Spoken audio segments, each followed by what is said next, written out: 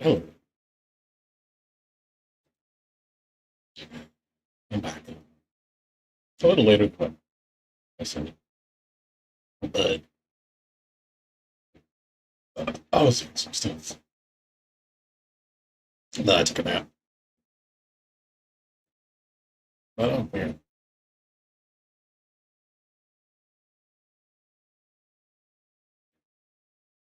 I'm gonna put on some music for a little bit. See what happens. Switch it like that.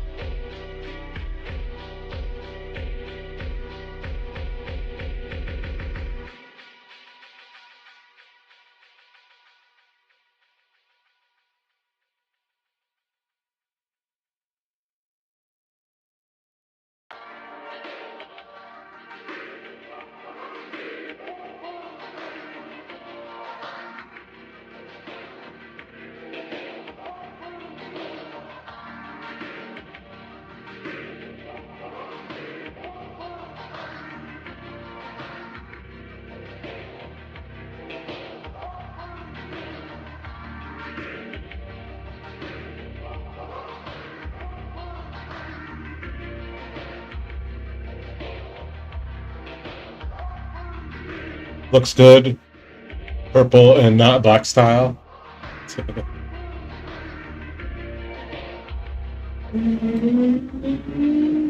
Hey, what's up, Raven?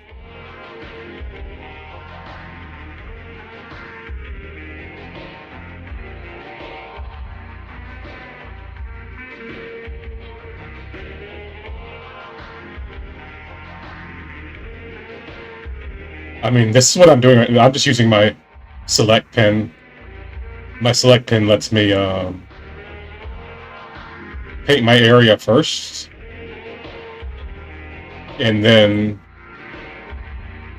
apply my paint to those highlighted areas, as opposed to having the paint all just slap it on. It's kind of a way to just kind of keep the colors within the areas I want them to be.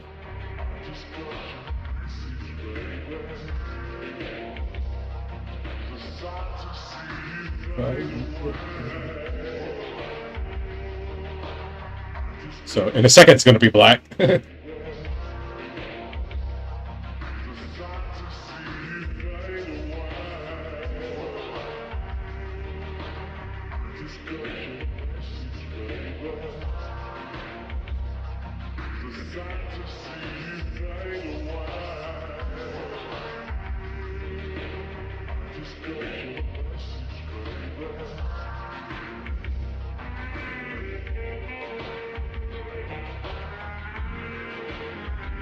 Had a good TikTok stream. They were different because you do get a new viewers every stream. Oh yeah. I need to fix up my TikTok. I started to, but it looked a little complicated. Well, it didn't look complicated. I was attempting to, but I was having trouble.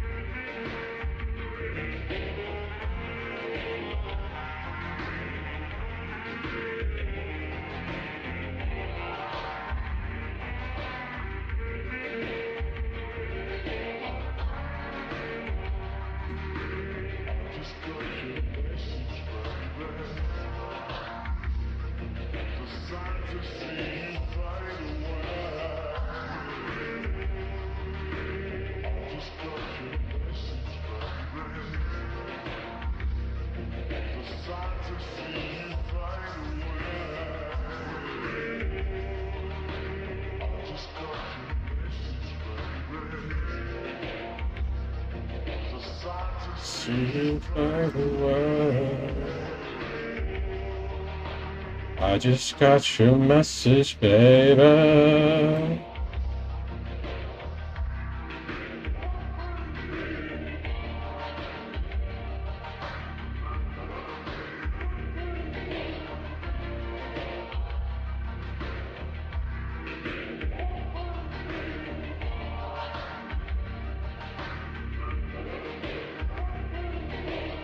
Okay, so Duty tried to get something out of another YouTuber who talked to DSP. They're nothing like this is why detractors get a bad rep. She said there's nothing there. There's nothing there. Oh, for real? So Duty tried to talk to another YouTuber to talk to the DSP?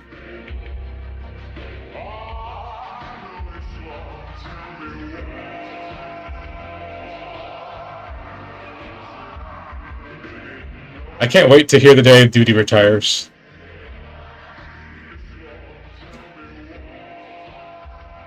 I heard he's as old or older than DSP. And he's like some kind of weird Latino guy. I haven't done any kind of digging to learn more about him because I don't give a fuck. But hearing him talk, he sounds like just some dumbass. That's why I just don't give a shit.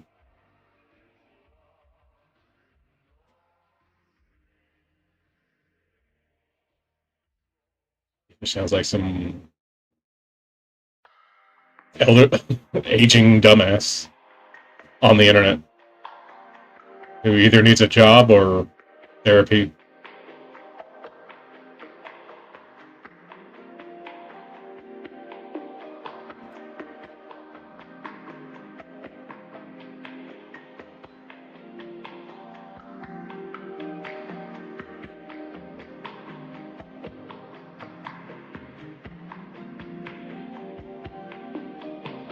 DSP was giving money, but Duty wanted more. Or Gits ran out of this. I mean, yeah, the strike 2, leave her alone, bro. DSP was giving... Oh, I heard about... DSP gave somebody...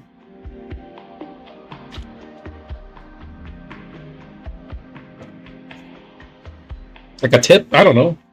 And people were trying to... spin it.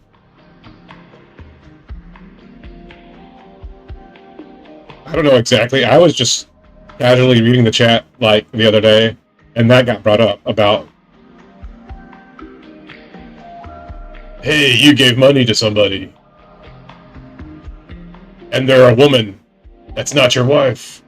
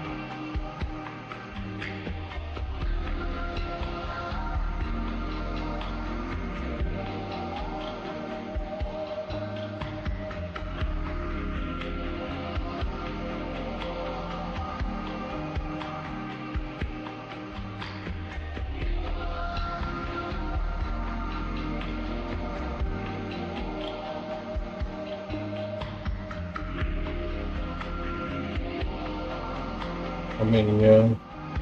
The Sonic Network test started a few hours ago, too. Yeah, it's a nothing burger. I saw Maximilian playing it earlier, right before I started streaming. The graphics look kind of nice. It's really colorful. That's all I can say for the good. I don't know what else is wrong with it.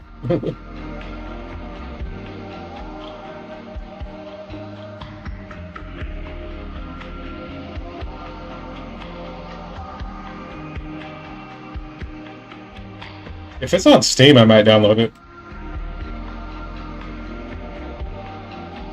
I don't even know how to get it, so I just learned about it. Sega must have got super competitive and wanted to release a kart game to compete with Mario.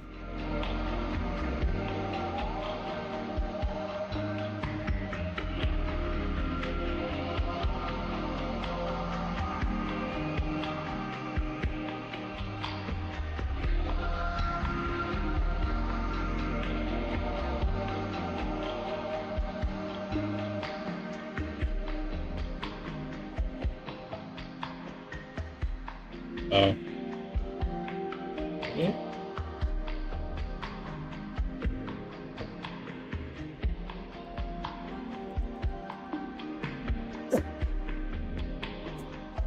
Excuse me.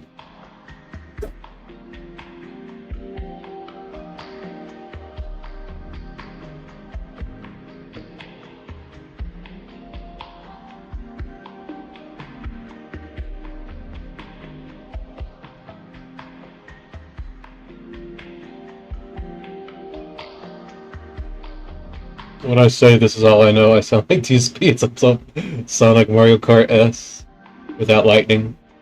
It is a solid clone. but it takes heavily from Mario Kart 8. So it's not trying to do open world or anything.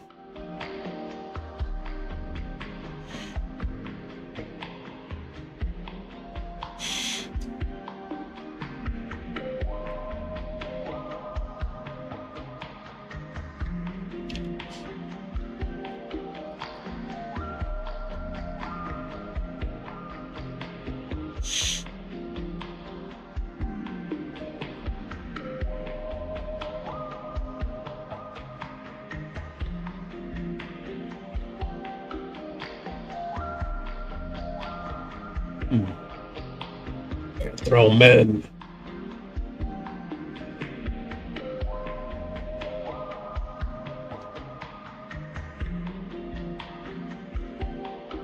I'm just looking at my Pinterest. I always have my Pinterest to the side, just kind of have references sometimes.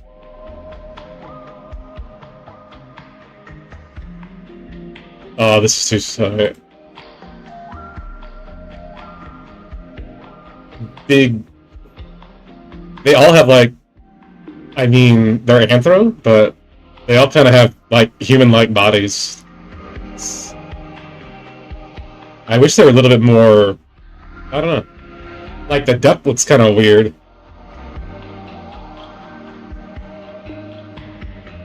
Some of them look alright. I don't know if I really like the wolf. Anyway, I shouldn't look this for too long, or else I'll start bricking all over the place.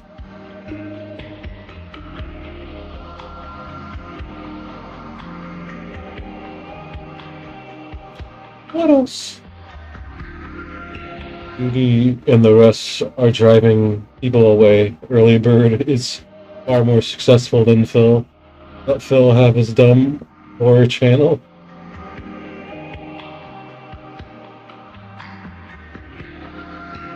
I imagine Duty's not getting like new people. I don't ever keep up with them to see if their numbers ever like get any better. But if they don't, then they've stagnated.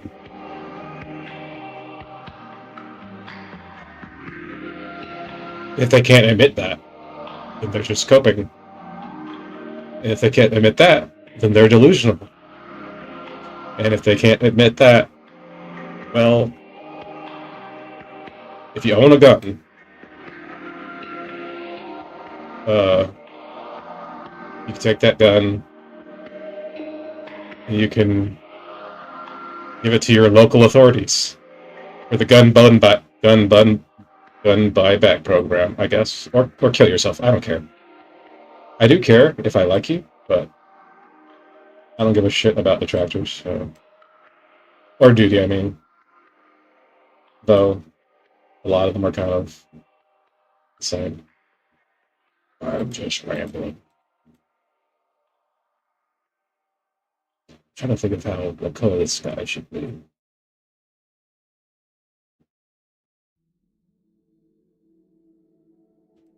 The sky. I don't want to listen to this.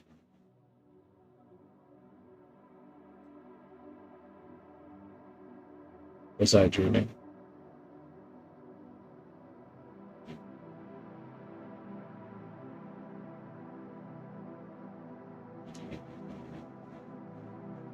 You can't grow when you drive everyone unique, yeah.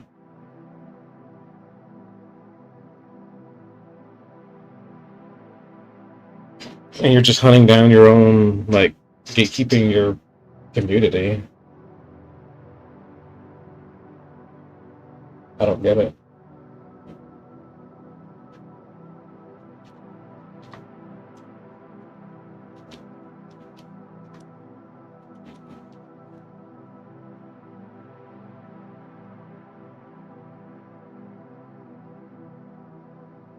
It's like your life is essentially Phil's to a degree.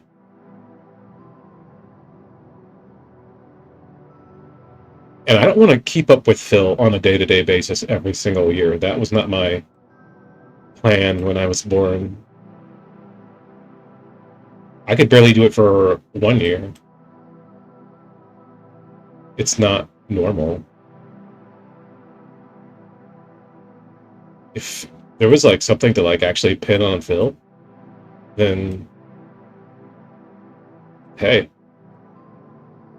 But just because you get like fake cops from Alabama and Steve of the Dead from Britain Land, fucking any motherfucker on the goddamn planet that hates Phil, it doesn't matter.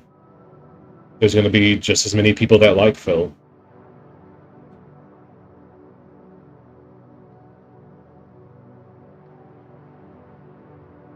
Well, more. He may just get more fans that even convert over because of the active bullying he gets. Because it's not just him, it's him and Kat.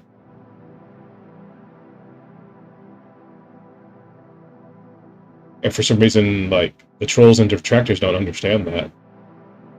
They think they could just, like, act like it's a movie script and act like this is, like, some show for them.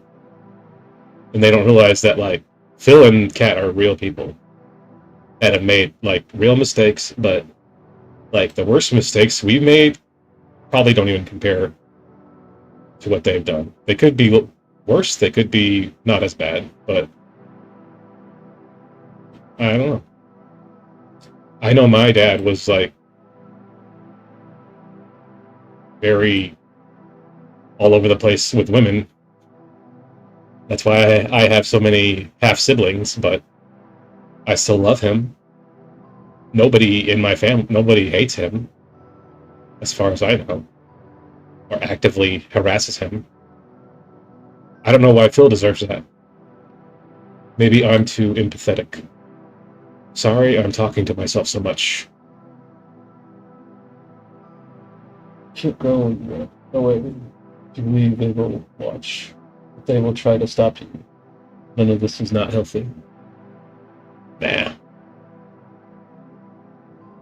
It's the mutated. I wish I had a better word for it. It's dystopian. It's just how we do things, how we're interacting with each other. This is just not normal. Like, we shouldn't be wishing death on each other. I mean, I do it a lot, but I'm just tired.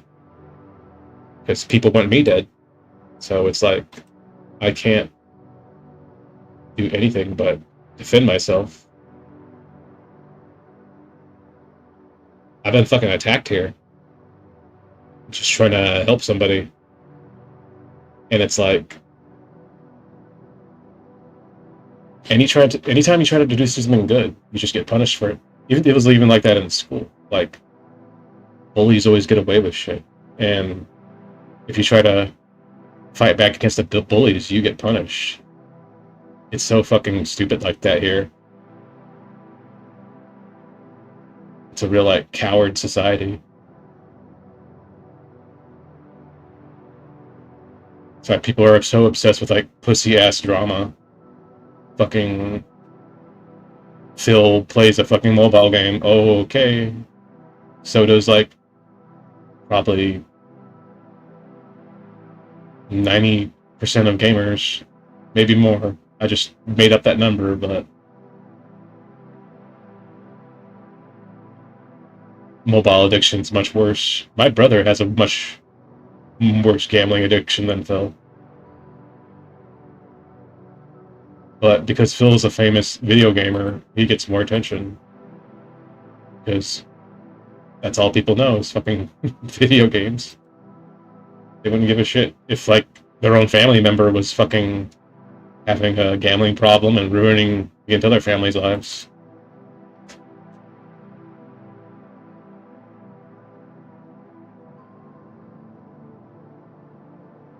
But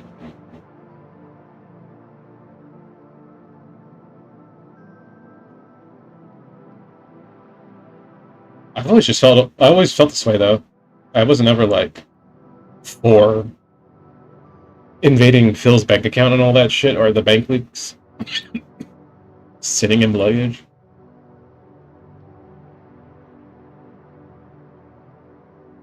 It's like there's a point when things go too far, and enough is enough.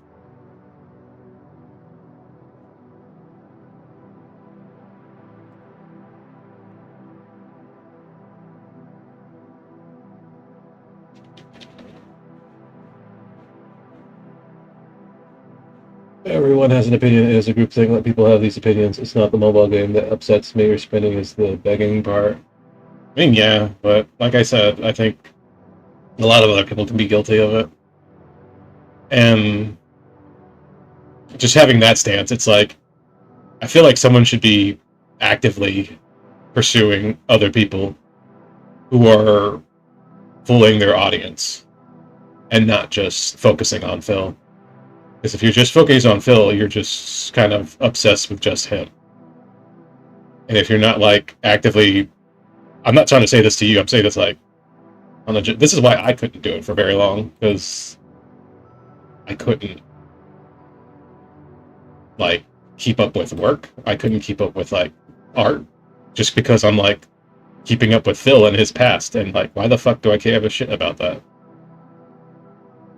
Why do I care about these disabled people that people seem to always want to like dictate how they should be spending their money? Why should I give a shit what fucking disabled people do with their money?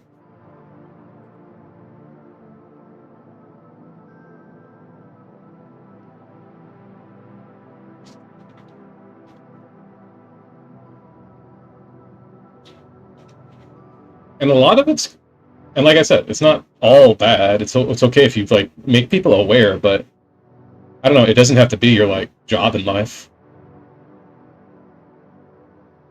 Oops, I forgot to look this thing.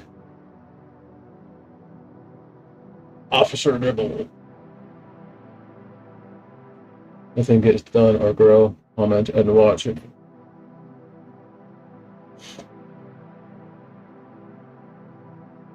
Yeah, detractors never grow. They stagnate. Or I don't know. Look at anybody's channel.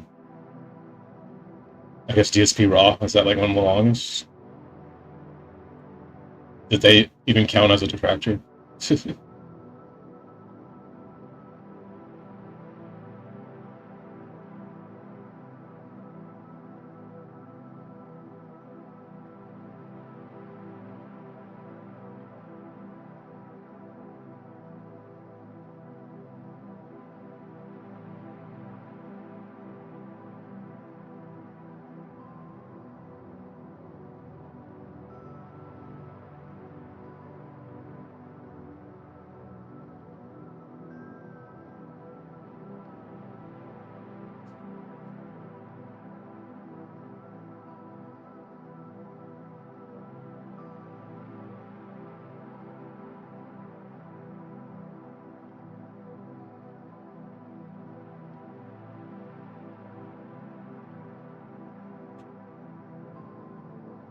Hmm.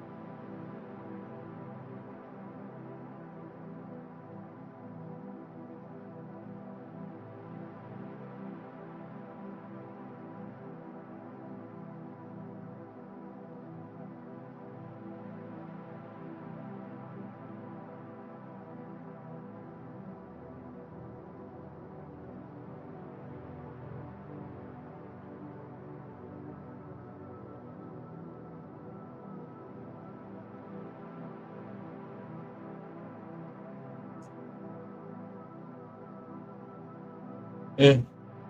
It's actually making it a little bit more complicated than it should be, so I'll leave out the fucking... I was thinking about putting buildings in the background, but I think that's going to make it a little bit more complicated than I want, so I'll leave that out. I will veto that idea. And instead... Oh, let me do this shit. Oh, wait, that's dumb. Wait, what?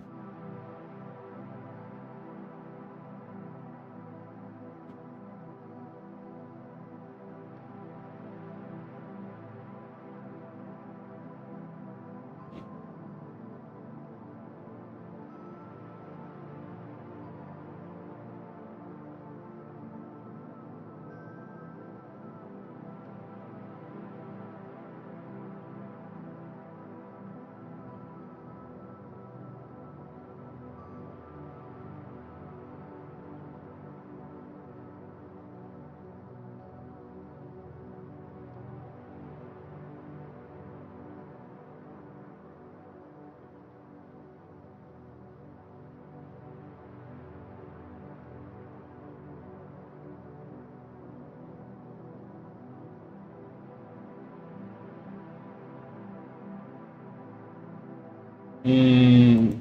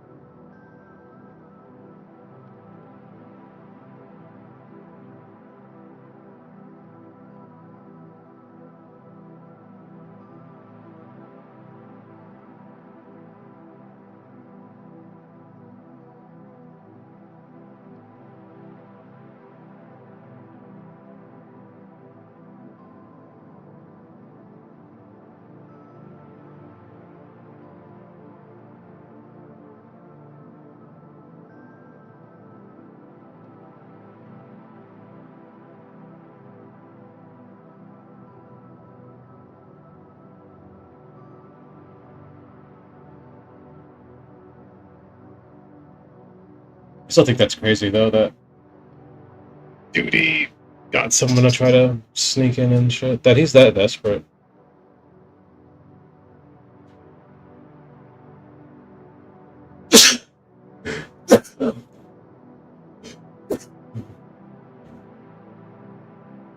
I mean, I thought they were both conservative. I thought they were supposed to, like, be on the same team.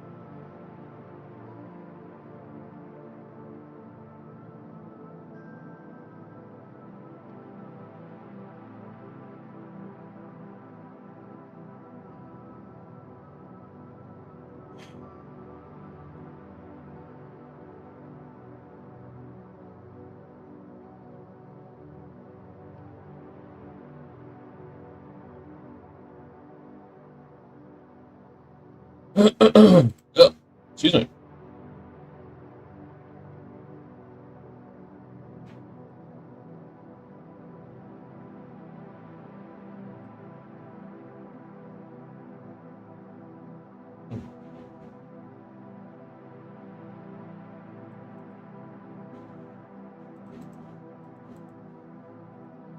thought I colored this cow.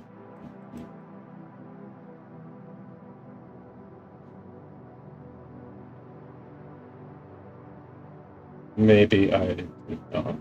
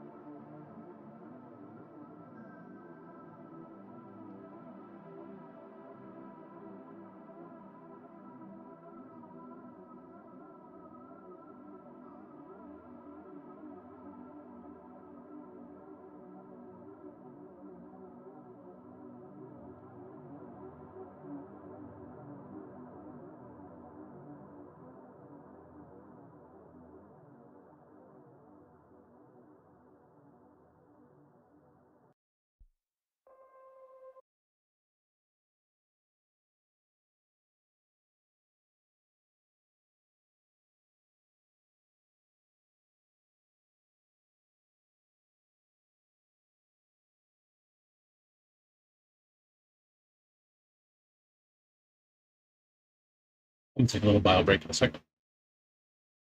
I think the music just paused.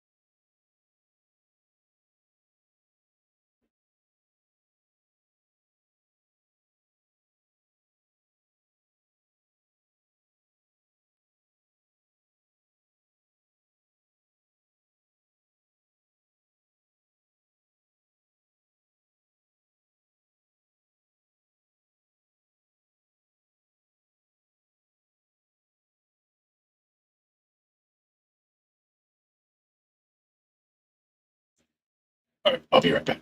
Oh, I'm just taking a short little bio break. Yeah, I'll be right back. Here is Donkey Kong.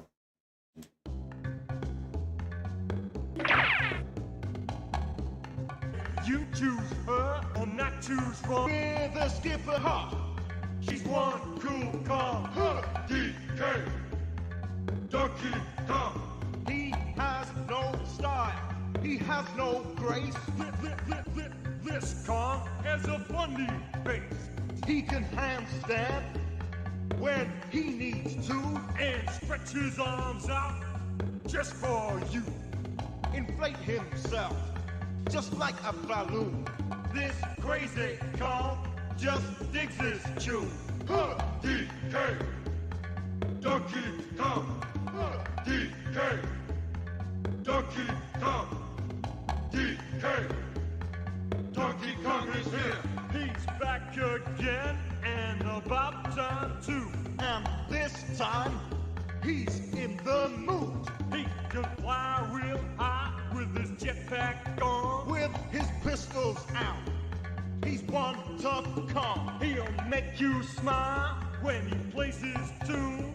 But gremlins beware, cause he's after you. DK, Donkey Kong. Finally, he's here for you. It's the last member of the DK crew. This Kong's so strong, it isn't funny. Can make a gremlin cry out for mommy. Can pick up a boulder with relative ease. Makes crushing rocks seem such a breeze. He may move slow, he can't jump high, but this Kong's one hell of a guy. Come on, Cranky, take it to the bridge. Walnuts, peanuts, pineapple smells.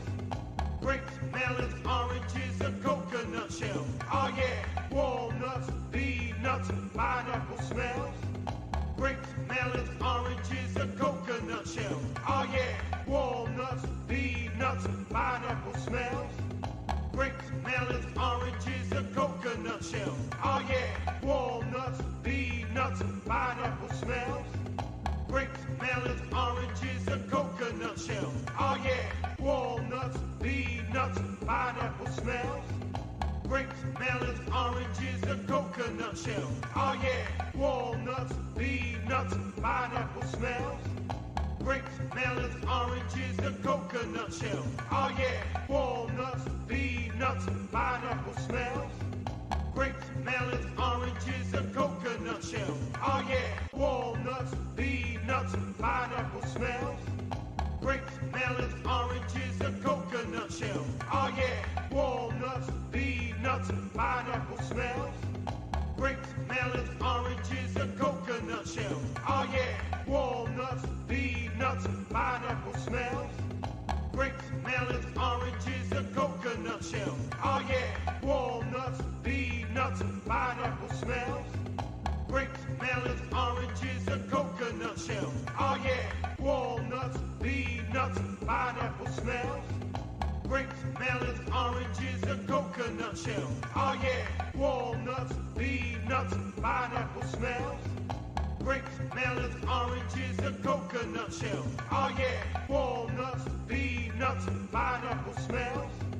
Grapes, melons, oranges, and coconut shells. Oh yeah, walnuts, peanuts, pineapple smells.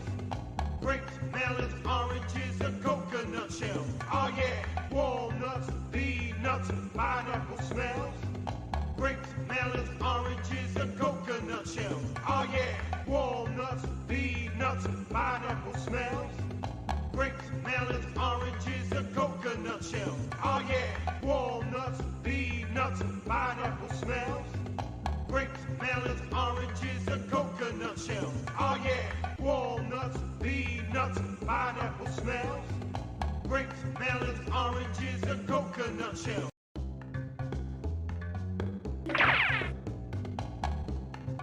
You choose her or not choose wrong. With a skipper hop.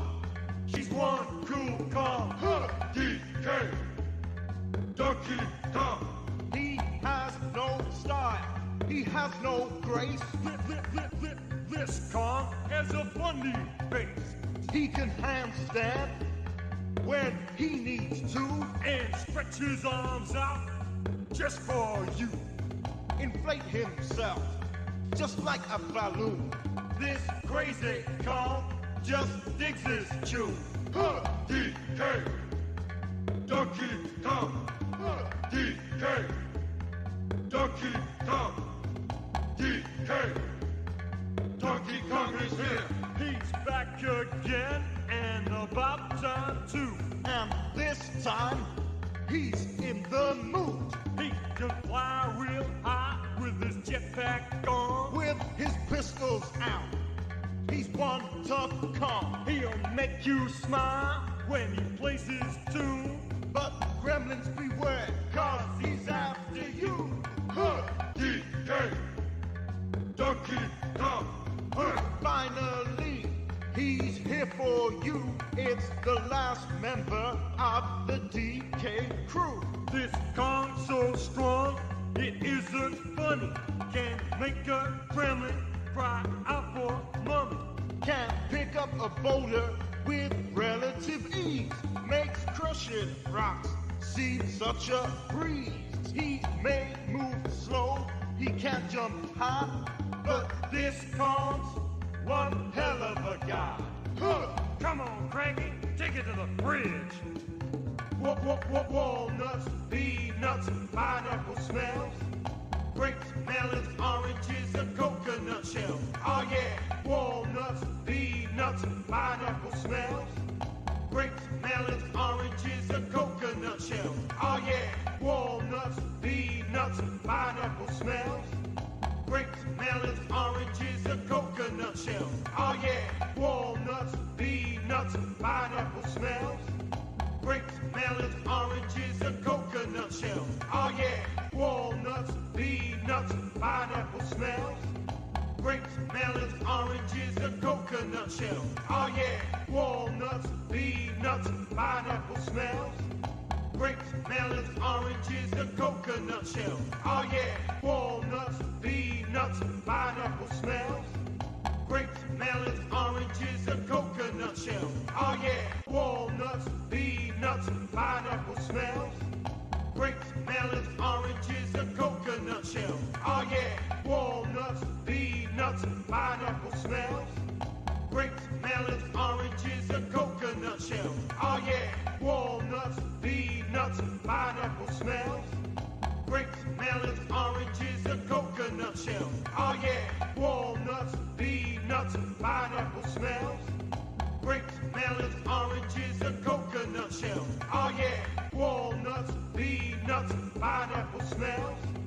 grapes, melons, oranges, and coconut shells. Oh yeah, walnuts, peanuts, pineapple smells.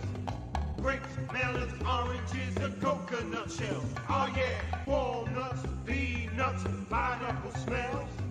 Grapes, melons, oranges, and coconut shells. Oh yeah, walnuts, peanuts, pineapple smells. Grapes, melons, oranges, and coconut shells. Oh yeah, walnuts, peanuts, pineapple smells. Grapes, melons, oranges, and coconut shells. Oh yeah, walnuts, peanuts, pineapple smells. Grapes, melons, oranges, and coconut shells. Oh yeah, walnuts, peanuts, pineapple smells. Grapes, melons, oranges, and coconut shells. Oh yeah, walnuts, peanuts, pineapple smells. Grapes, melons, oranges, and coconut shells.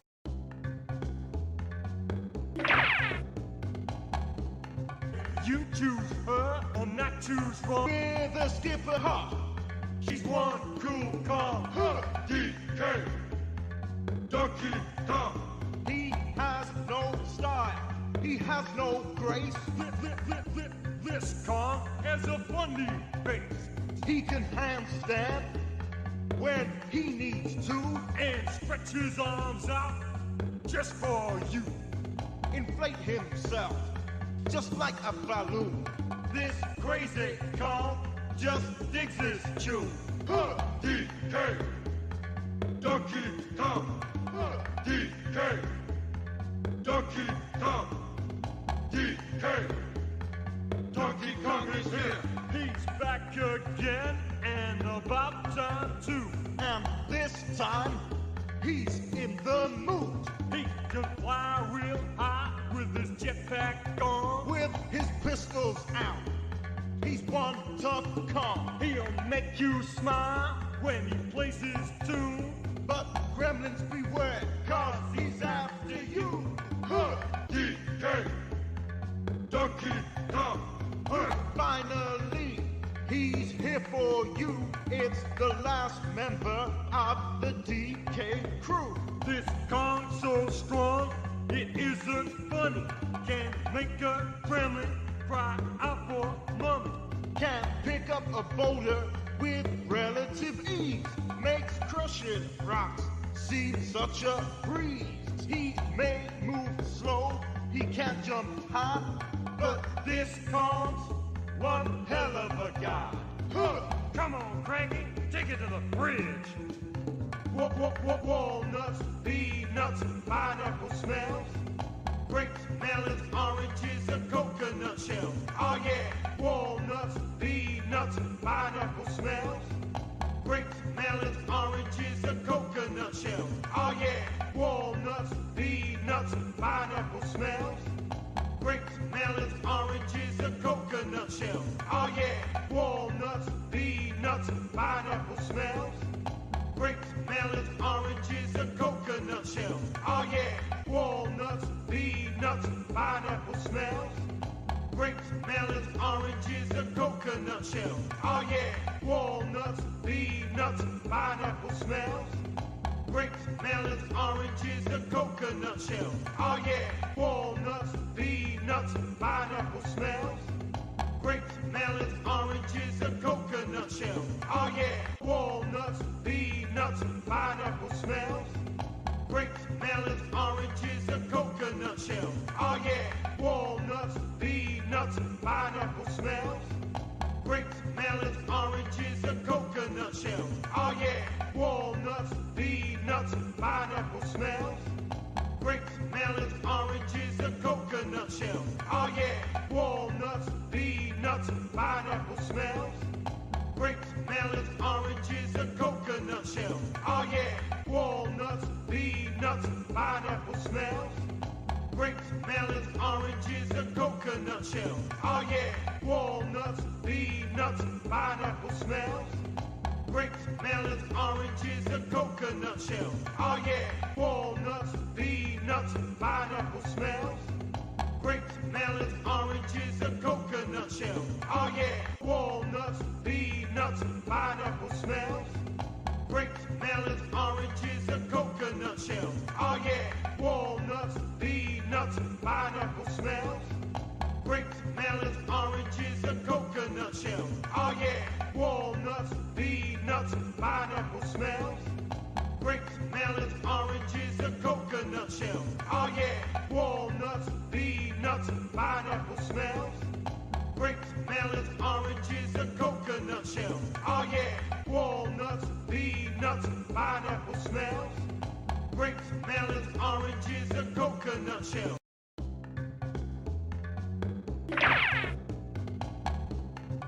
You choose her or not choose wrong. With a skipper hop.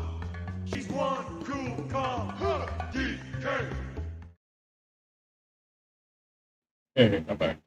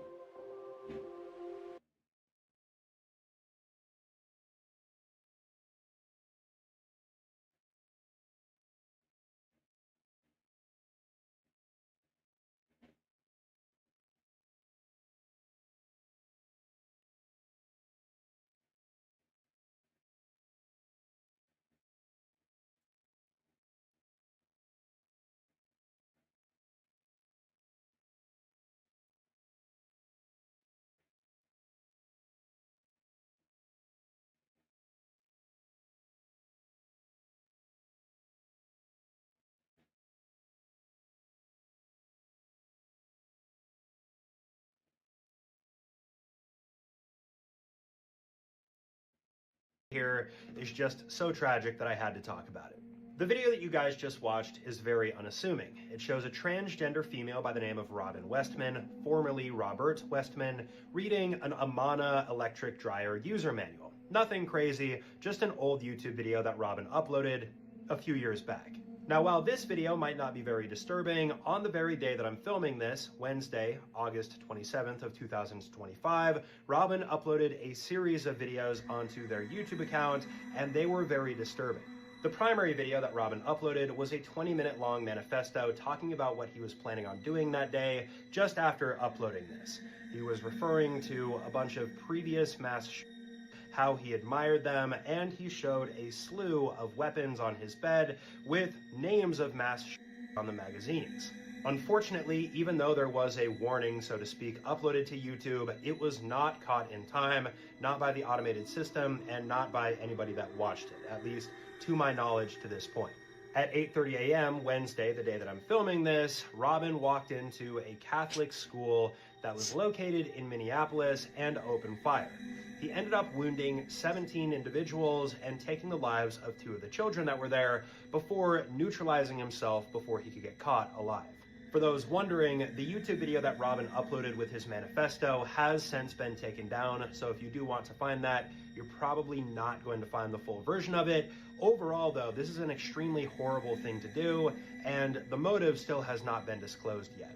Robin definitely had some extreme mental issues going into this that were undiagnosed and not treated properly. So I do want to use this as an opportunity to state, if you or somebody else you know is going through a rough time or Before Star Wars would come up with the volume, James Wolfe had an even more revolutionary way of filming special effects, known as the green screen in his basement. Jesse Shade here for Awfully Good Movies on behalf of the Joe Blow YouTube network, and ever since my very positive 2015 review on Angry Video Game Nerd the Movie, as a huge fan of James Wolfe's internet work, things have certainly changed in quality for the nerd's work, and not always for the better, as judging by the existence of certain Reddit threads about his show's recent quality. Still, as an internet content creator who has been in this business almost as long as him, I cannot find it in me to talk smack about him behind a keyboard when his work has got me through so many periods of depression, writer's block, and boring computer graphics classes in high school. Yeah, James has done a lot for all of us. That's why I could never be totally, hateful towards James. I can tease him. I can make fun of this, because I do that for any celebrity that I like. Any fucking shit. John Lovitz. So many stupid movies. Everyone loves him for the critic, but he had some of the most horrible films you'd ever watch. Just some corny ass fucking comedies that you're just like, what the fuck was one? One was like High Learning. That shit was so bad. Still, I can understand why Angry Video Game Nerd the movie is as exhausting for some people to watch as it was for James Rolfe to make. So please take my younger opinions with a grain of salt as I take you back to the past to talk about the shitty movies that suck ass in this pocket protecting episode of Awfully Good Movies.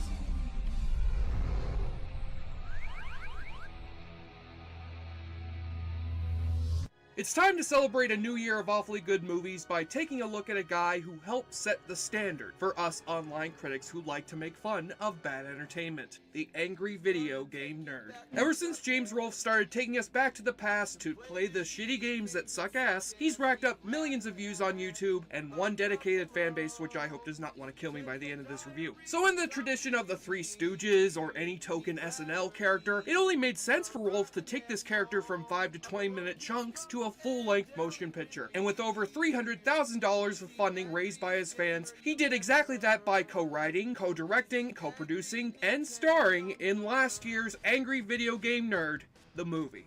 Now this is really a risky proposition, to go from being a critic of shitty entertainment to potentially becoming a creator of shitty entertainment. I should know, when I made the Awfully Good Movie, that was a devastating failure for me. It is my duty as a film critic to take this, the only copy of the worst movie ever made, and destroy it in the fires of Mordor. But even though I consider the nerd to be a great critic, I am going to take my bias out of it and tell you whether his feature film debut is a shitload of fuck or the fucking shit. So let's pop this fucker in and see what's up. So anyone vaguely familiar with the nerd's history knows the one shitty video game that tons of people have asked him to review, the infamous video game adaptation of Steven Spielberg's E.T. for the Atari 2600. Well, in this flick, the nerd has gotten tired of the constant requests for a review of E.T., or E-E-E-T-E as it's spelled in this movie to avoid copyright shit. That's one of my favorite Spielberg movies, by the way, right behind Jurassic Park and Lincoln. So the nerd decides to travel with his buddy, played by Jordan from the Bernie Mac show, all the way to Alamogordo, New Mexico, where he hopes to debunk the famous myth of the 1,000 or so unsold Gordo to travel with his buddy, movies by the way, right behind Bernie Mac show. Why is he in this one? It's such a random casting. I'm not trying to hate on people for like getting jobs and shit, but this wasn't supposed to be a movie for them to cast. This role should have been Mike Matei.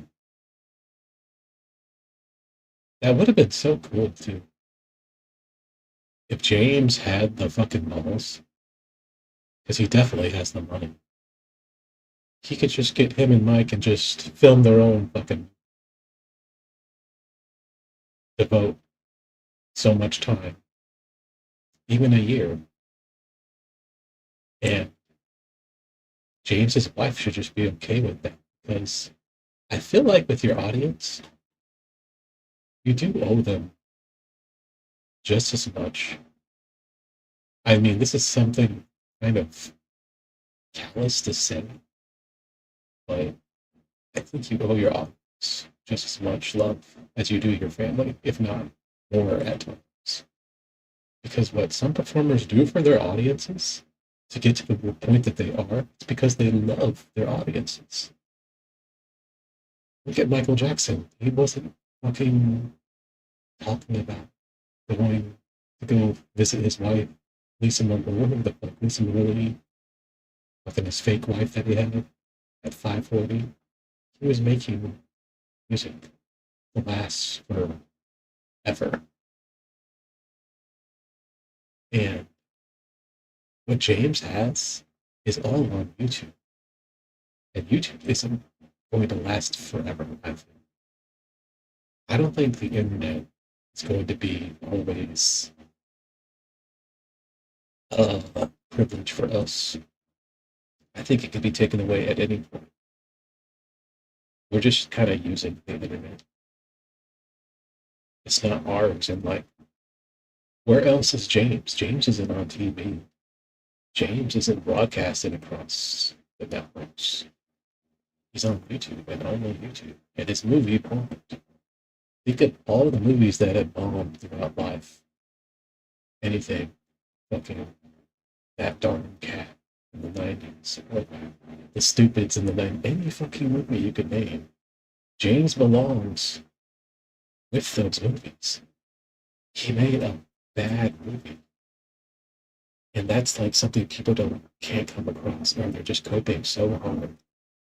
So hard that they've mutated into angry video game nerd fans that actually think that the movie's good when it's not. Show all the way to Alamogordo, New Mexico, where he hopes to debunk the famous myth of the 1,000 or so unsold ET cartridges buried there by Atari after the game's failure, as sponsored by an executive from a video game company that looks to release a sequel to the game known as Cockburn Incorporated, whose logo looks oh so suspiciously like one of the And there's some funny shit in this movie. There's some funny fucking shit in the angry video game nerd movie. But it sucks.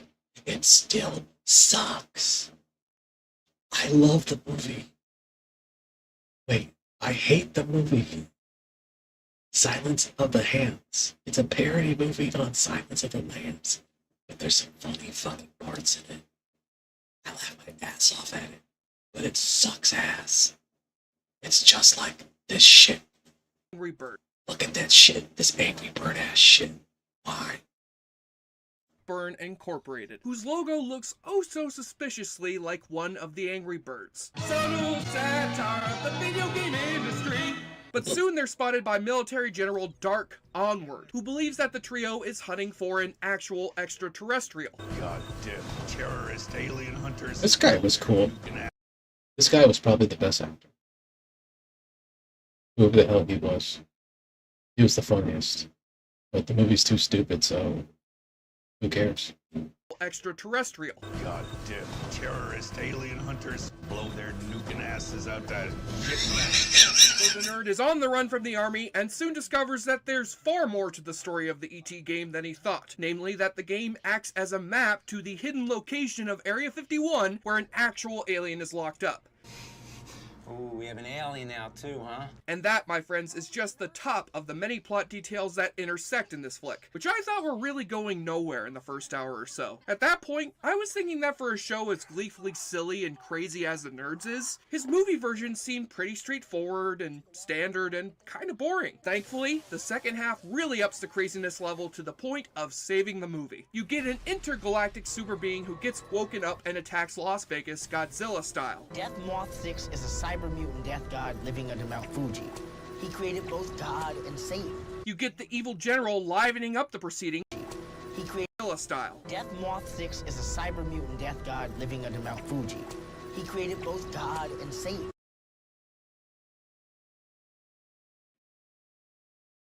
You get the evil general livening up the proceedings by delivering the best kind of bad movie overacting that 300 grand can buy. Get me Xander! Is that the landfill I want him alive? And to top it off, you get the dude who voiced Michelangelo in the original TMNT movie as the voice of the game's titular E.T. So why'd you come to Earth? I was looking for intelligent life. That's wild. Well, you found it. I found life, yes. Oh, that's funny. And all of it gets done with the joy and charm of the bad movies that James Rolfe himself loves so much. The cheap miniatures, the awkward editing, and the transparently cheap use Oh, him too. The fucking voice actor for Michelangelo. He's the only one that was a good actor. of CGI and green screening. On the level of bad movies that know exactly how bad they are, this flick has got more to offer in one frame than Machete Kills had to offer in 100 minutes. I admit that this flick doesn't really offer much to anyone who isn't a fan of the Nerds videos. Then again, it was never really meant to. But as far as fan service goes, it's well-made fan service, with a good heart at its core and which stays true to the Nerds mantra in the movie. True wretchedness is too unique to duplicate. Well said, sir, as this is one bad movie that truly understands the joys of not just bad games, but bad movies as well. If you consider yourself a fan of the Nerd, give this flick a try. Now it's time to drink some Rolling Rock, but I'll leave it up to you whether or not you want to drink it on the Rolling Rocker. I'm drinking Rollin' Rock on the Rollin' Rocker. And play the awfully good drinking game. Take a shot or drink every time you spot an Altered Company logo. Because apparently Sunsoft isn't okay with having their name on this movie, but perfectly fine with having it on Fester's Quest. You can find another reference or callback to a previous Nerd episode. What the hell are all these fucking boxes doing here? Oh, don't you talk about my boxes. I'm gonna land the plane. This is gonna be it. Finally gonna land the plane.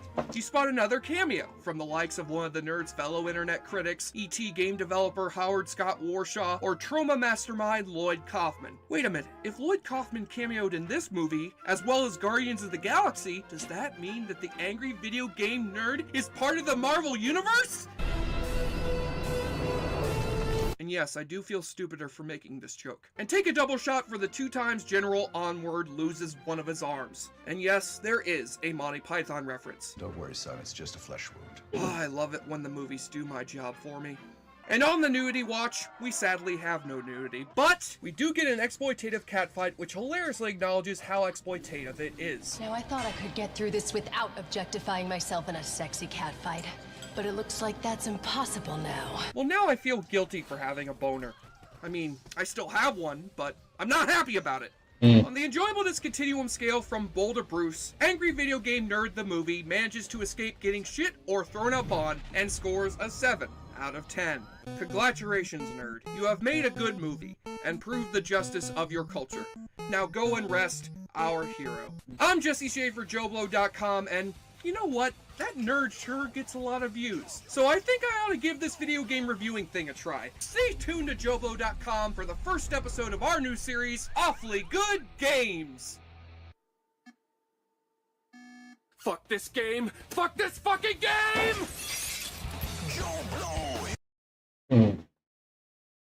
I don't know if I'd give it a 7.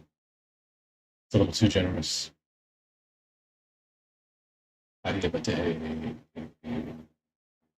Well, if I were to give it a critic score, I guess I would give it a... Shit. If I were to give the Angry Video Game Nerd a real movie score, I would probably give it a 1 out of 10. Based on a fan score, probably a 5. I wasn't impressed with what James was in charge of, because he left direction of the film. He couldn't take the stress. He had to have his friend help him, which isn't a bad thing, but ultimately there was something going on that he's probably not being completely open or honest about. But it was a terrible movie. Like, I really realistic, I can't. Like, if I were to try to get my husband to watch it, he would probably not be able to watch it. It's unwatchable. That's how bad it is. No one is able to, like, take that, though. And that's the reason why it bombed. Like, if your movie can't even impress a general audience, you can't even begin to think the possibility of your movie as being a success in the first place. Like, I don't know what he was thinking, but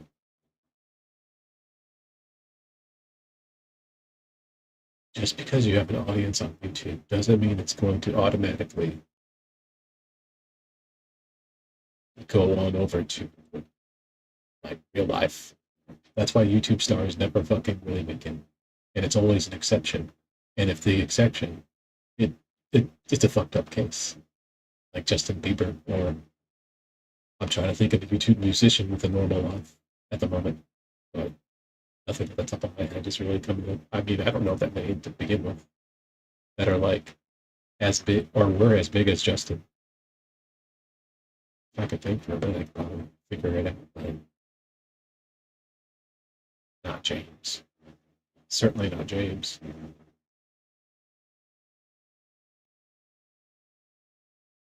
YouTube stars don't have the talent necessary, I feel, to like last in the real world, in real world media. That's because they're all just normalized people. They come from kind of generic, normal backgrounds, which isn't a bad thing. A lot of people have came from, but I don't know. I think everyone's hoping for like a special case or like just that person. Everybody wants to be him. Uh, but no one can just deal with mediocrity, or they're just like in the delusion of mediocrity because it's just a bad movie. Like I said, my husband would be like a general audience kind of person. Like he doesn't like all the movies I like, but if he can understand the story, he will attempt to watch it. Like some of the movies I like, I've gotten him to like Spirited Away. He loves Spirited Away. And he used to like not like any anime.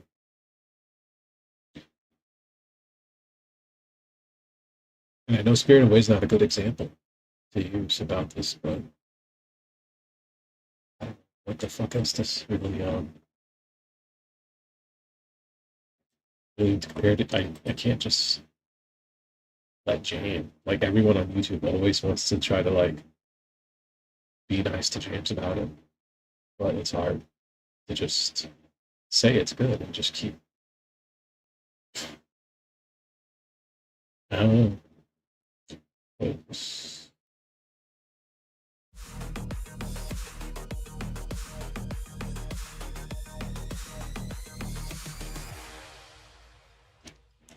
Right then, well, we've had two bad takes on the situation there, and this one I think takes the cake. I've left this till last. Mark Henry.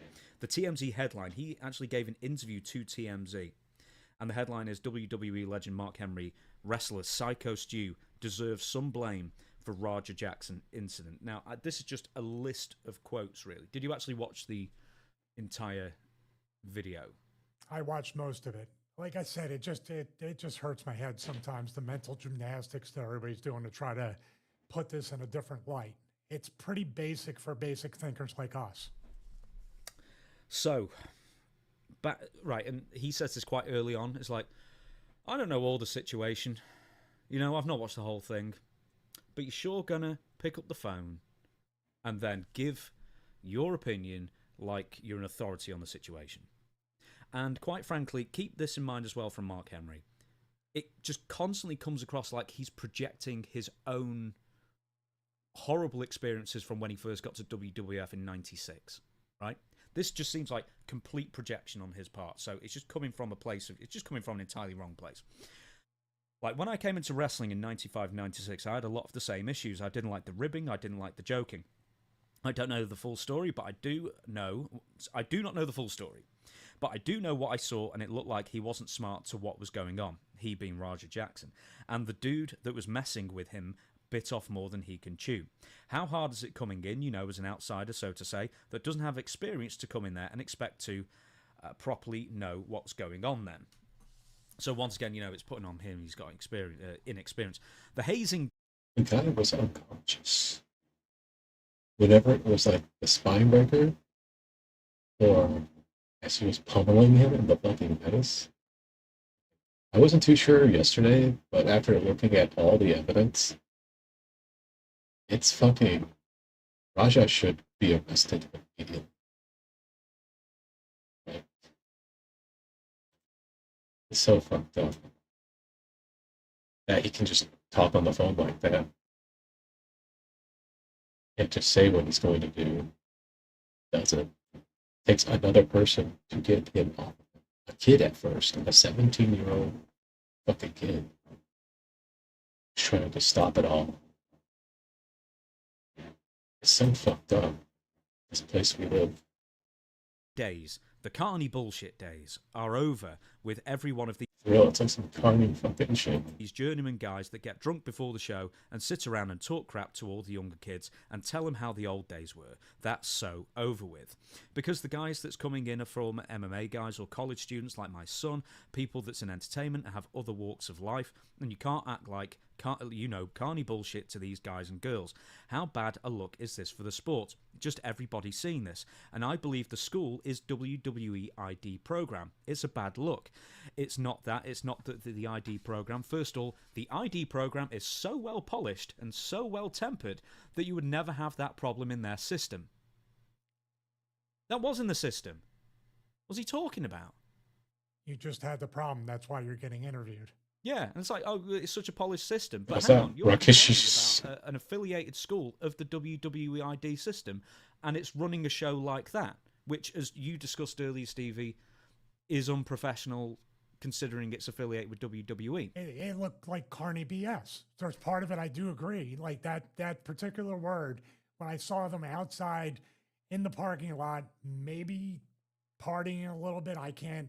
If someone hit someone with an empty beer can, the beer can was full previous to that, correct?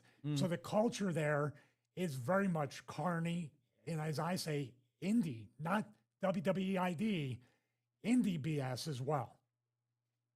Secondly, it's not a bad look for pro wrestling. It's a bad look for the company that he performed at, that are allowing him to, anyway.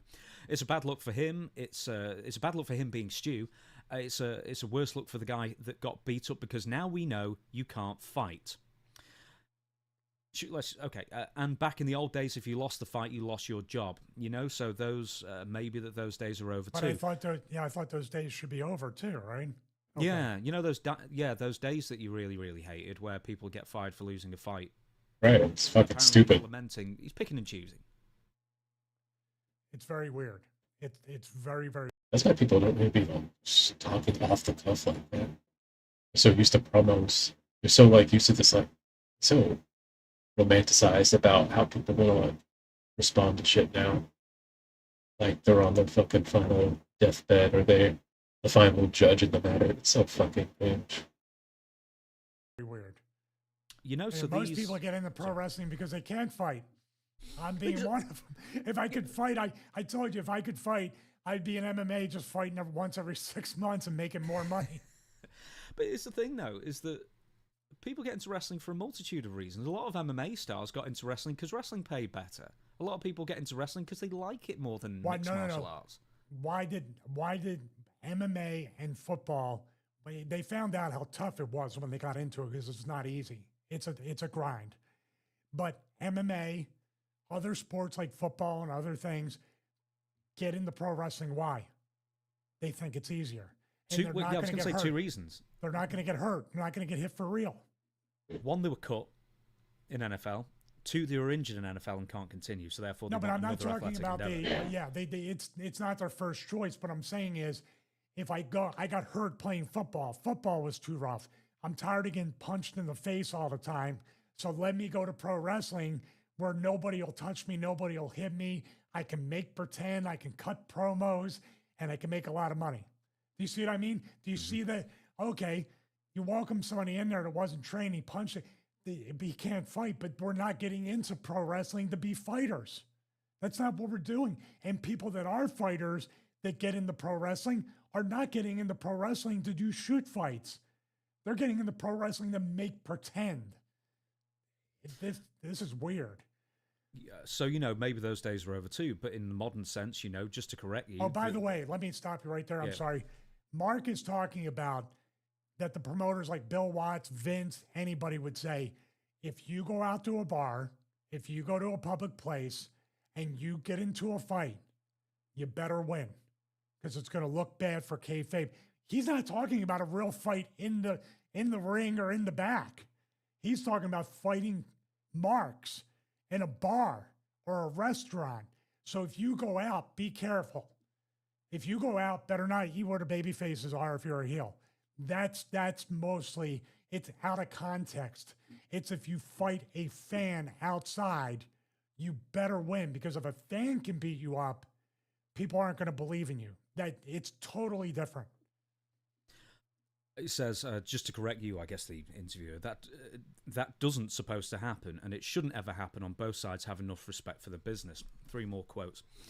Hey, this dude is acting up. I'm going to give him a pass today, but you need to get him in order. This is talking about the initial confrontation, with the can bonking on the head. Because if I wanted to take his head off, I could. And then the older guys that sit around drinking at the building before the game, before the show, get rid of every one of those guys that's like that. The journeyman drug addicts, alcoholics want to be tough guys. Get rid of them. They don't fit the mold for the business anymore. I would never hire him at all. If a guy showed up to my show drunk or was sitting outside in a parking lot drinking before the show, he would never work for me. Stu is more to blame for this, even happening once they got in the ring. If indeed what I saw was what I saw, which is people before the show during the daytime, drinking and intoxicated or partially intoxicated regardless, and you bust a bottle over a guy's head, and talk trash like the guy was not going to do nothing. If Stu had put his hands on me, it would have happened in the parking lot right there. He's putting an awful lot of blame. One, presuming... Okay, right. One, yes, you can argue very much so it's unprofessional to be drinking before wrestling. That's fine. That's true. One, you're presuming he's drunk. Two, you're sort of missing the point, the nuance entirely, that he did this because he thought this Raja Jackson was a worker and he was saying hello. It wasn't from a place of malice. It might have been from a place of silliness. You know what I mean? But, he's putting it down that, he's a screw-up and he's an alcoholic and he doesn't deserve to be in the wrestling business. He's making an awful lot of leaps there on the character of Stu, I think. But at the same time, ignoring that, guess who else shouldn't belong anywhere near a wrestling promotion, a building, a ring, or anywhere near the business? Someone with the temperament and immaturity of Raja Jackson. I would definitely say that's a lot scarier than a dude that drinks in the parking lot. And like you said, you don't even know if the guy's drunk or not. But if I was working that guy, Stu, I'd be like, please don't drink before our match. And then he would say, oh, I'm smartened up or whatever. The Raja kid doing what he did, and everybody, I should say, because Black Pearl, the AJ guy, and there was guys in the background, look what they were part of the cookout, right? Mm-hmm. So it looked like it's a culture thing. And I've said it, and I'll say it again. That needs to stop. There needs to be a wall, a barrier between the access to the wrestlers like that and what goes on. And also, there definitely, if it's a WWE ID thing and people are drinking before the show and not taking it seriously, and I've saw some of the physiques, there's a lot of people in that roster not taking it seriously. That's what I mean. If you're talking about well-polished and it's vetted, Knox Pro would never be, outside of the political affiliation with Rikishi, would have never been picked. Am I wrong? That would be my guess. No, so we both have an educated guess about this. So it's just, Mark, once you say, I did not watch it, I don't know the whole story, you shouldn't say anything. I don't know why he even took the interview, because it is a really bad look. If he watched the whole thing from that beginning point, which he's right. Hey, if Stu hit Mark Henry in the head with the thing, even if he took liberties with me and I'm not a tough guy, something would happen right there and then. Whether it's an argument, it gets heated, we end up tangling with each other, and then it's over. Or I'm never working that guy again because we're just not going to get along. But we were clued in that it was squashed. There was closure, the handshake. Now, the facial Raja told a different story, but this was not a thing where the whole day Stu was sweating, going, well, I'm going to do the thing with Raja tonight. What's he going to do? They shook hands. It was explained it was work, and that was it. Was it stupid to do the thing with the beer can? Of course. But it should have been squashed right there, one way or the other. Once again, to reiterate, bonking someone lightly with an empty beer can is not a capital offence. The one thing I got out of Mark Henry is, one, he's projecting his own insecurities and his miseries and his locker room experiences 30 years earlier, which has no bearing on this whatsoever. Two, which is the most important thing, he said, I haven't seen everything, I don't know all the facts. But you're more than happy to get your name out there and basically embarrass yourself with this horrible take. And three, he had to make sure to put over WWE. Yeah, I mean, that's the part there. I think that's across the board. Chael Sonnen's a fan. Maybe he hopes to go to WWE someday. Rob's the strange one because Rob doesn't care whether they call or not. As a matter of fact, I think didn't he turn down WrestlePalooza? Didn't they want him to work Cena? Really? I had heard a rumor that they called him. I could be wrong about this, but he turned them down because Cena said, I'm going to work somebody who I haven't wrestled in 10 years or whatever, or over many years. If I'm off base, please disregard. But then again, Rob has always been a free spirit and not a company man. He's always done his own thing. That's why those comments were kind of most confusing out of all three. I can see Chael doing it, defending his friend and his friend's kid. Also, maybe hoping to get to WWE someday. I can see Mark Henry doing it. But the comments from Rob, if I didn't watch them myself, at least 10 minutes of it, I would not believe you. I would not believe these show notes.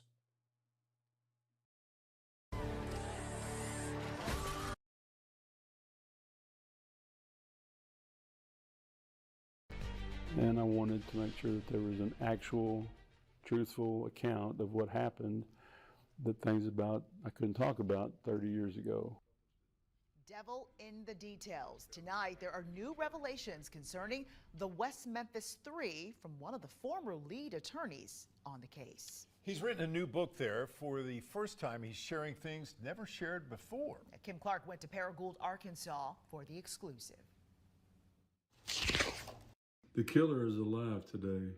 I'm sure of it. That's from the first line of A Harvest of Innocence, the untold story of the West Memphis 3 murder case. You've written a book about the trial. Why now? It's a very good question. I didn't want to paint a target on any of them. Almost 32 years ago, May 1993, the nude bodies of 3 young boys were pulled from a drainage ditch in the Robin Hood Hills of West Memphis. Stevie Branch, Michael Moore, and Christopher Byers had been beaten, their hands bound by their own shoelaces. Rare, you don't see triple homicides of 8-year-old children. They're extremely rare. Talk of sexual mutilation and satanic rituals led to demands for immediate arrests. When people are scared, they naturally turn to the supernatural as an explanation, and we can look back in history to things like the Salem witch trials, for example.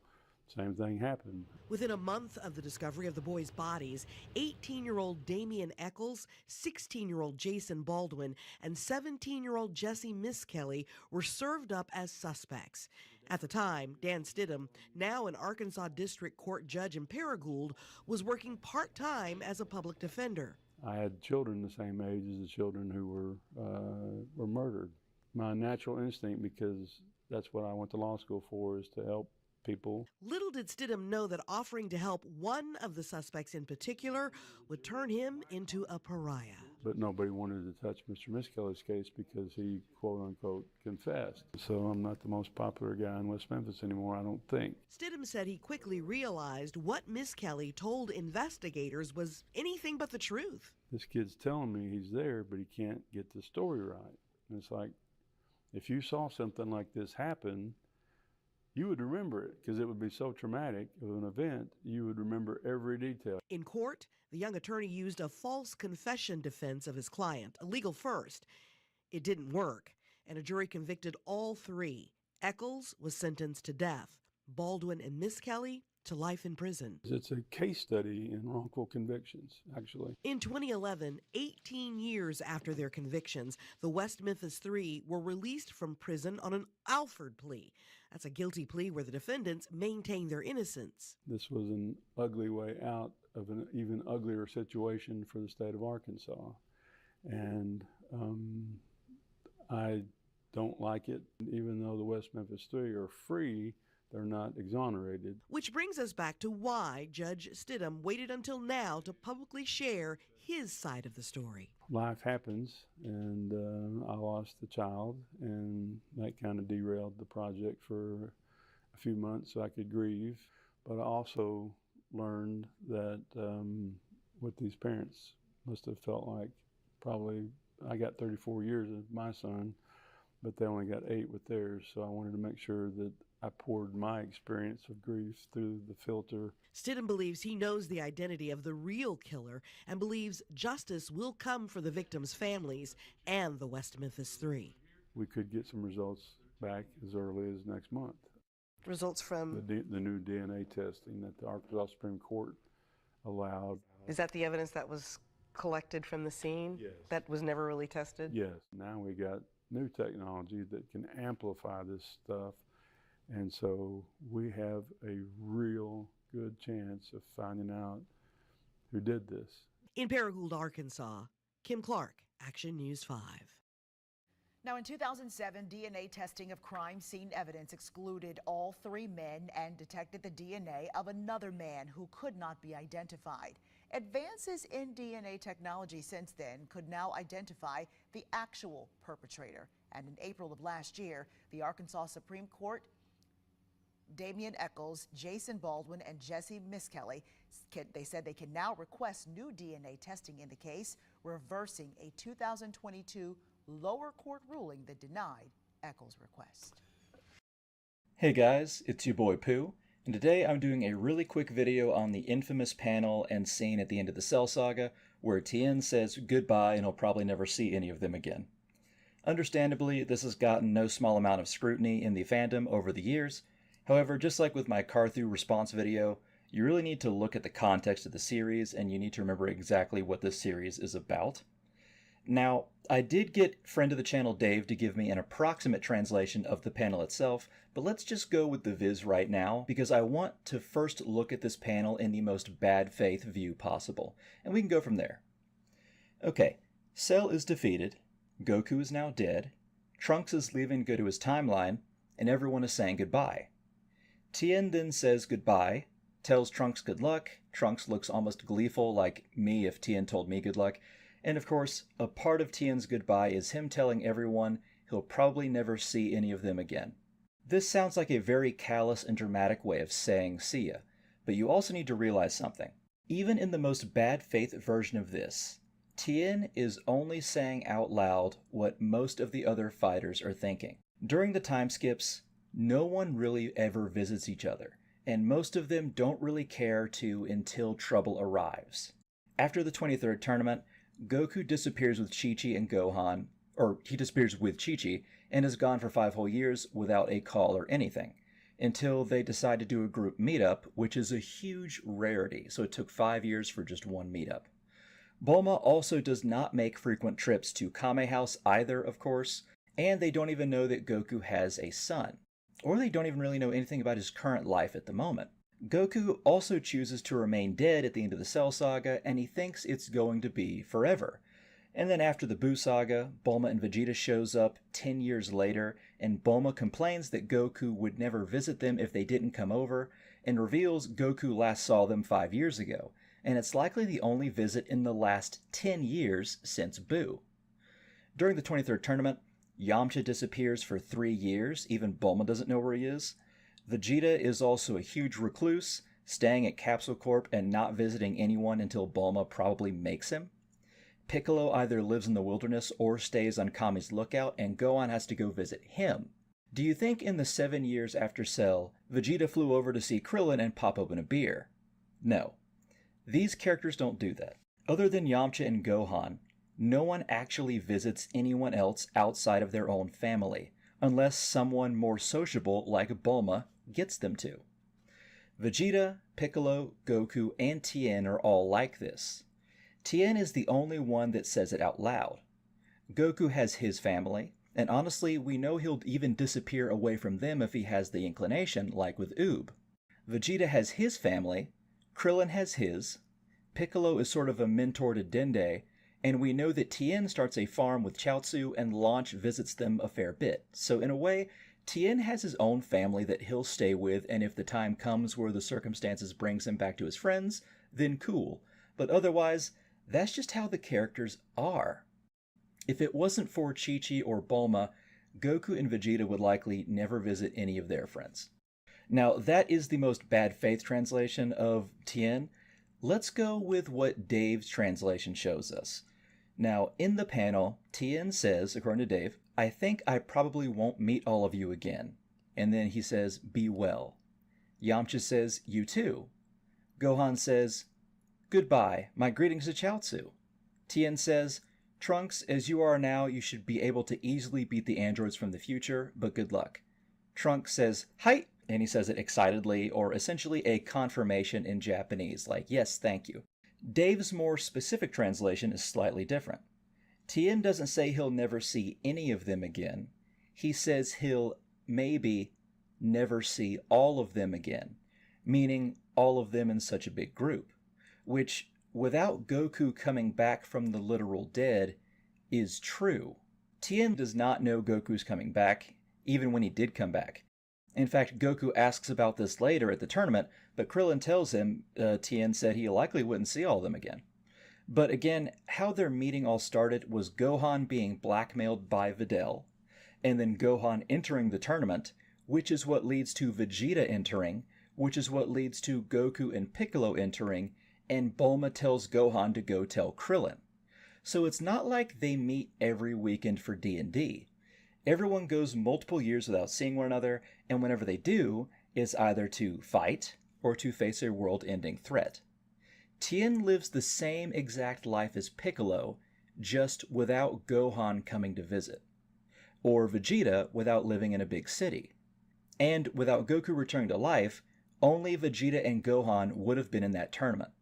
They wouldn't have had so many side characters there, and even without Boo, it would have been a very quick tournament and they would have continued to just exist, likely only seeing each other one or two more times before they all died, and never all in the same place.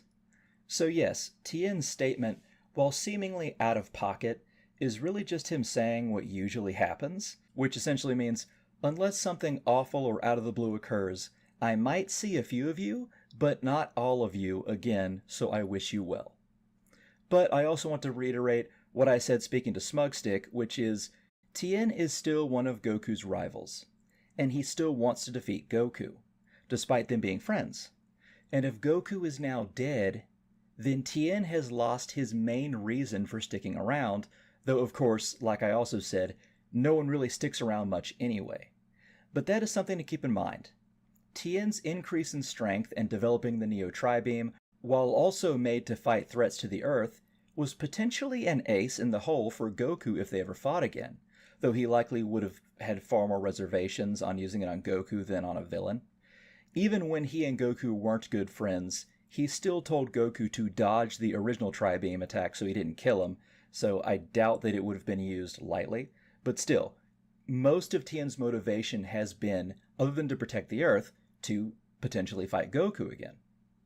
Anyway, yeah, Tien's rival is dead.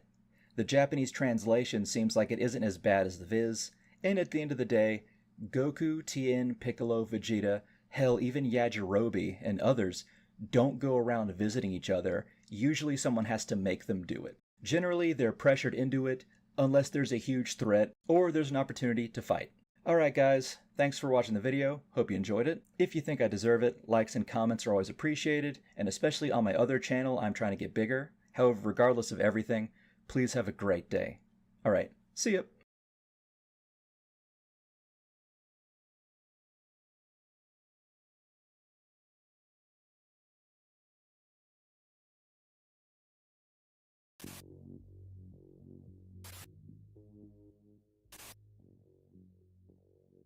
When a troubled, impressionable young man came to dive into Reddit, he was met with all sorts of different, virtually unmoderated radical communities to pique his interest. When politics and anti-work subreddits weren't enough, he gradually came to move on to ideas that would lead him to wanting to attack the very idea of life itself.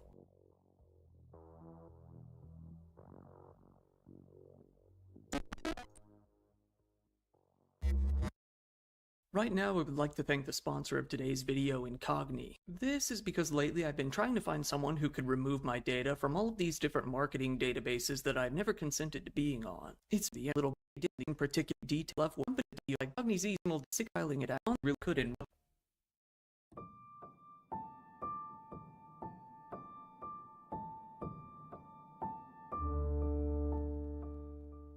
Guy Edward Bartkus was born in September of 1999 in Waterbury, Connecticut, to his dad, Richard, and his mom, Diane.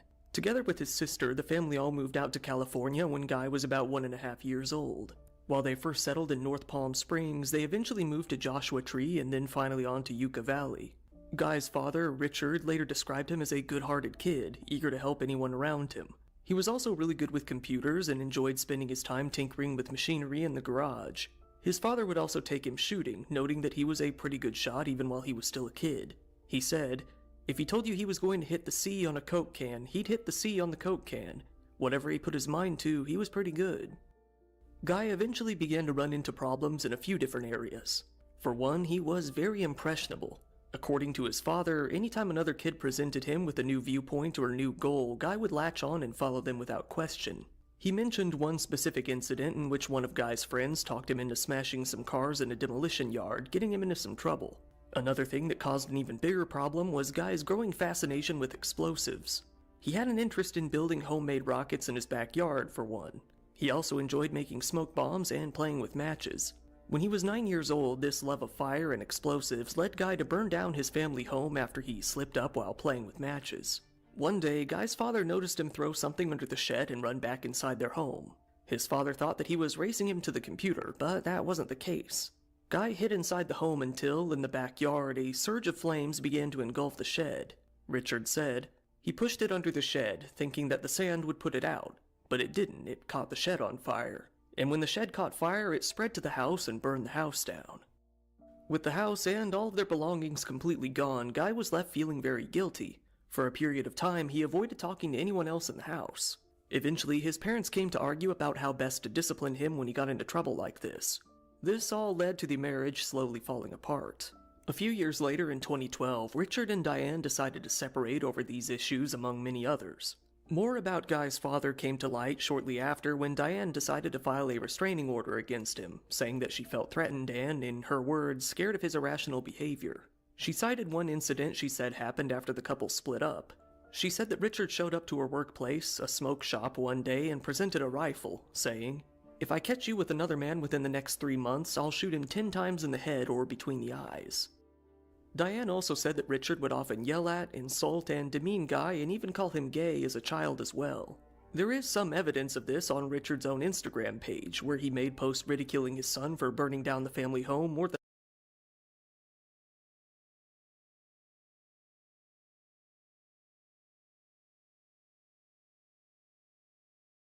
a decade after the fact, insulting him all the way. He wrote, "Guy Bartkus decided he was smart enough to play with stick matches outside and burn down the whole house and everything in it, and now he thinks he is so smart and so perfect and never made any mistakes in his life."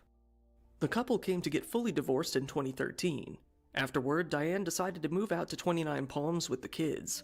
The next year would be the last time that Richard would ever come to see Guy, when he and his mother came to drop off some medication for him after he had a heart attack. Living near a Marine Corps Air-Ground Combat Center, Guy would spend the rest of his life living with his mother on her small property. Even so, he left the house so infrequently that his own neighbors had never seen him. Most of the time, he was indoors looking at various different websites on his computer. While he didn't have any of the traditional social media you might expect, like Facebook, Instagram, or Twitter, he was very active on Reddit.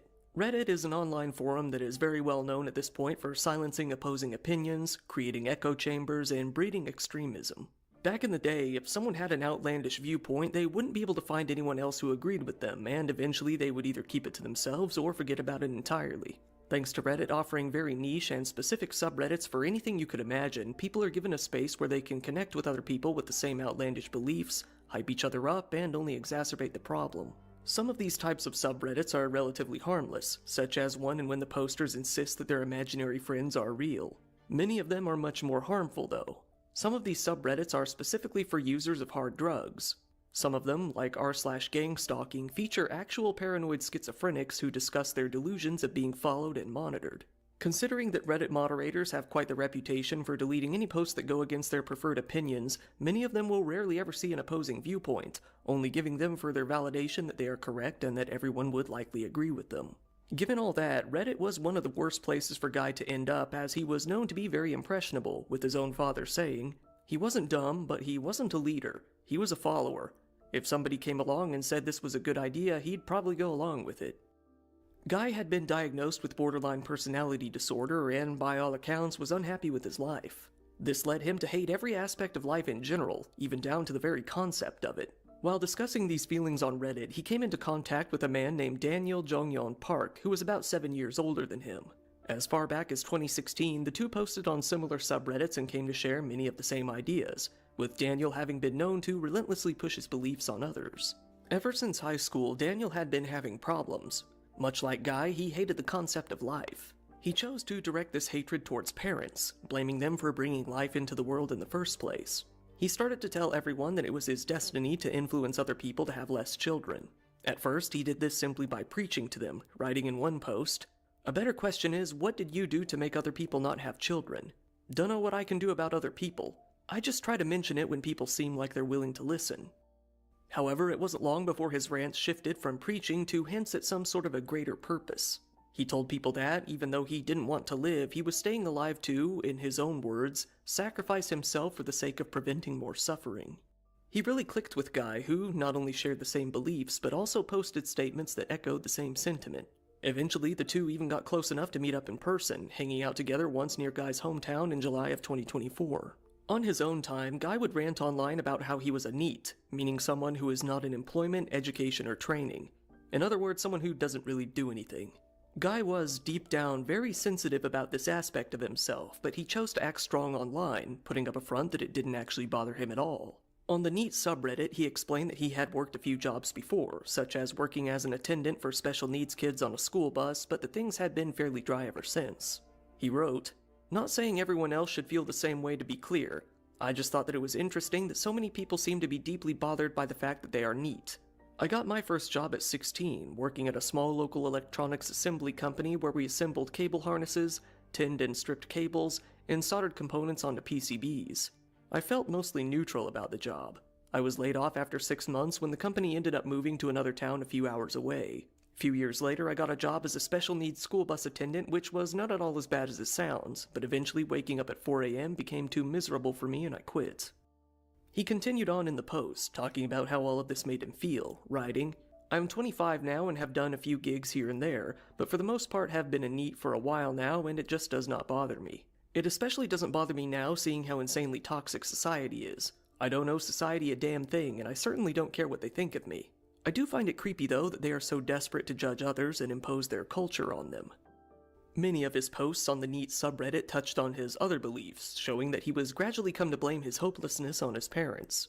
It seems that he felt better about himself if there was someone else to blame, whether it be his parents or society in general. He wrote, "There's nothing to thank society for. It forced you here without your consent. This is like thanking a rapist for raping you softly or some shit. Fuck that." Guy was eager to blame anyone and anything else for how his life was turning out. In a similar post, he wrote, "I tend to try and place blame in a pragmatic way, so like I could blame nature and life itself for all of this, but that isn't too useful since life as a whole likely isn't going to be stopped anytime soon. But if you go down the chain of events, you get to the parents, and that's more manageable. They could have decided not to have kids if they were only more aware and educated about the reality of life. Anyways, basically any bad that a child endures can be blamed on the parents, as they set it all in motion. Played Dr. Frankenstein? Why? Because society says so? Because they have a biological imperative? No, it's because they didn't even think about it." What the fuck are you talking Lamenting about? that nobody understands him, he wrote in another post, "Because most of these people won't hesitate to demean NEETs, and further will try to make them out to be parasitic leeches, when in reality it's just parents who realize they brought someone into a shithole world and that it's their fault their child isn't doing well." Going deeper down the Reddit rabbit hole. What's a NEET? What's a NEET? What's it? I still don't understand. So, you're necessary, but you don't need to work? I don't get it. Guy eventually got into various other beliefs as well. For one, he became a vegan, but not just a normal one. He became what is called an abolitionist vegan, meaning that he strongly believed that all animal use should be forbidden by humans. He said that he believed in negative utilitarianism, meaning that he felt we should aim to ease suffering, not increase happiness. Most of all, Guy came to view himself as a pro-mortalist, pro-death in other words. He felt that it was best for any living being to die as soon as possible to avoid possible suffering. He used the term "ephilus" the most, which is more or less of a combination of being anti-birth and pro-death. With these new abrasive beliefs came a difficulty in finding friends, something that Guy admitted to himself. He had already had enough trouble making friends before, and this only made it much, much harder, so again he chose to turn to Reddit. In a thread on a subreddit for making new friends, Guy came to describe himself. He listed out his hobbies before saying who he was as a person. That is where he wrote, "Now I'll list some things about me you may not like, just as a disclaimer because they may be considered extreme and I do not want to waste your time or mine. I am not into modern acceptance culture. I think people are only entitled to their informed opinions.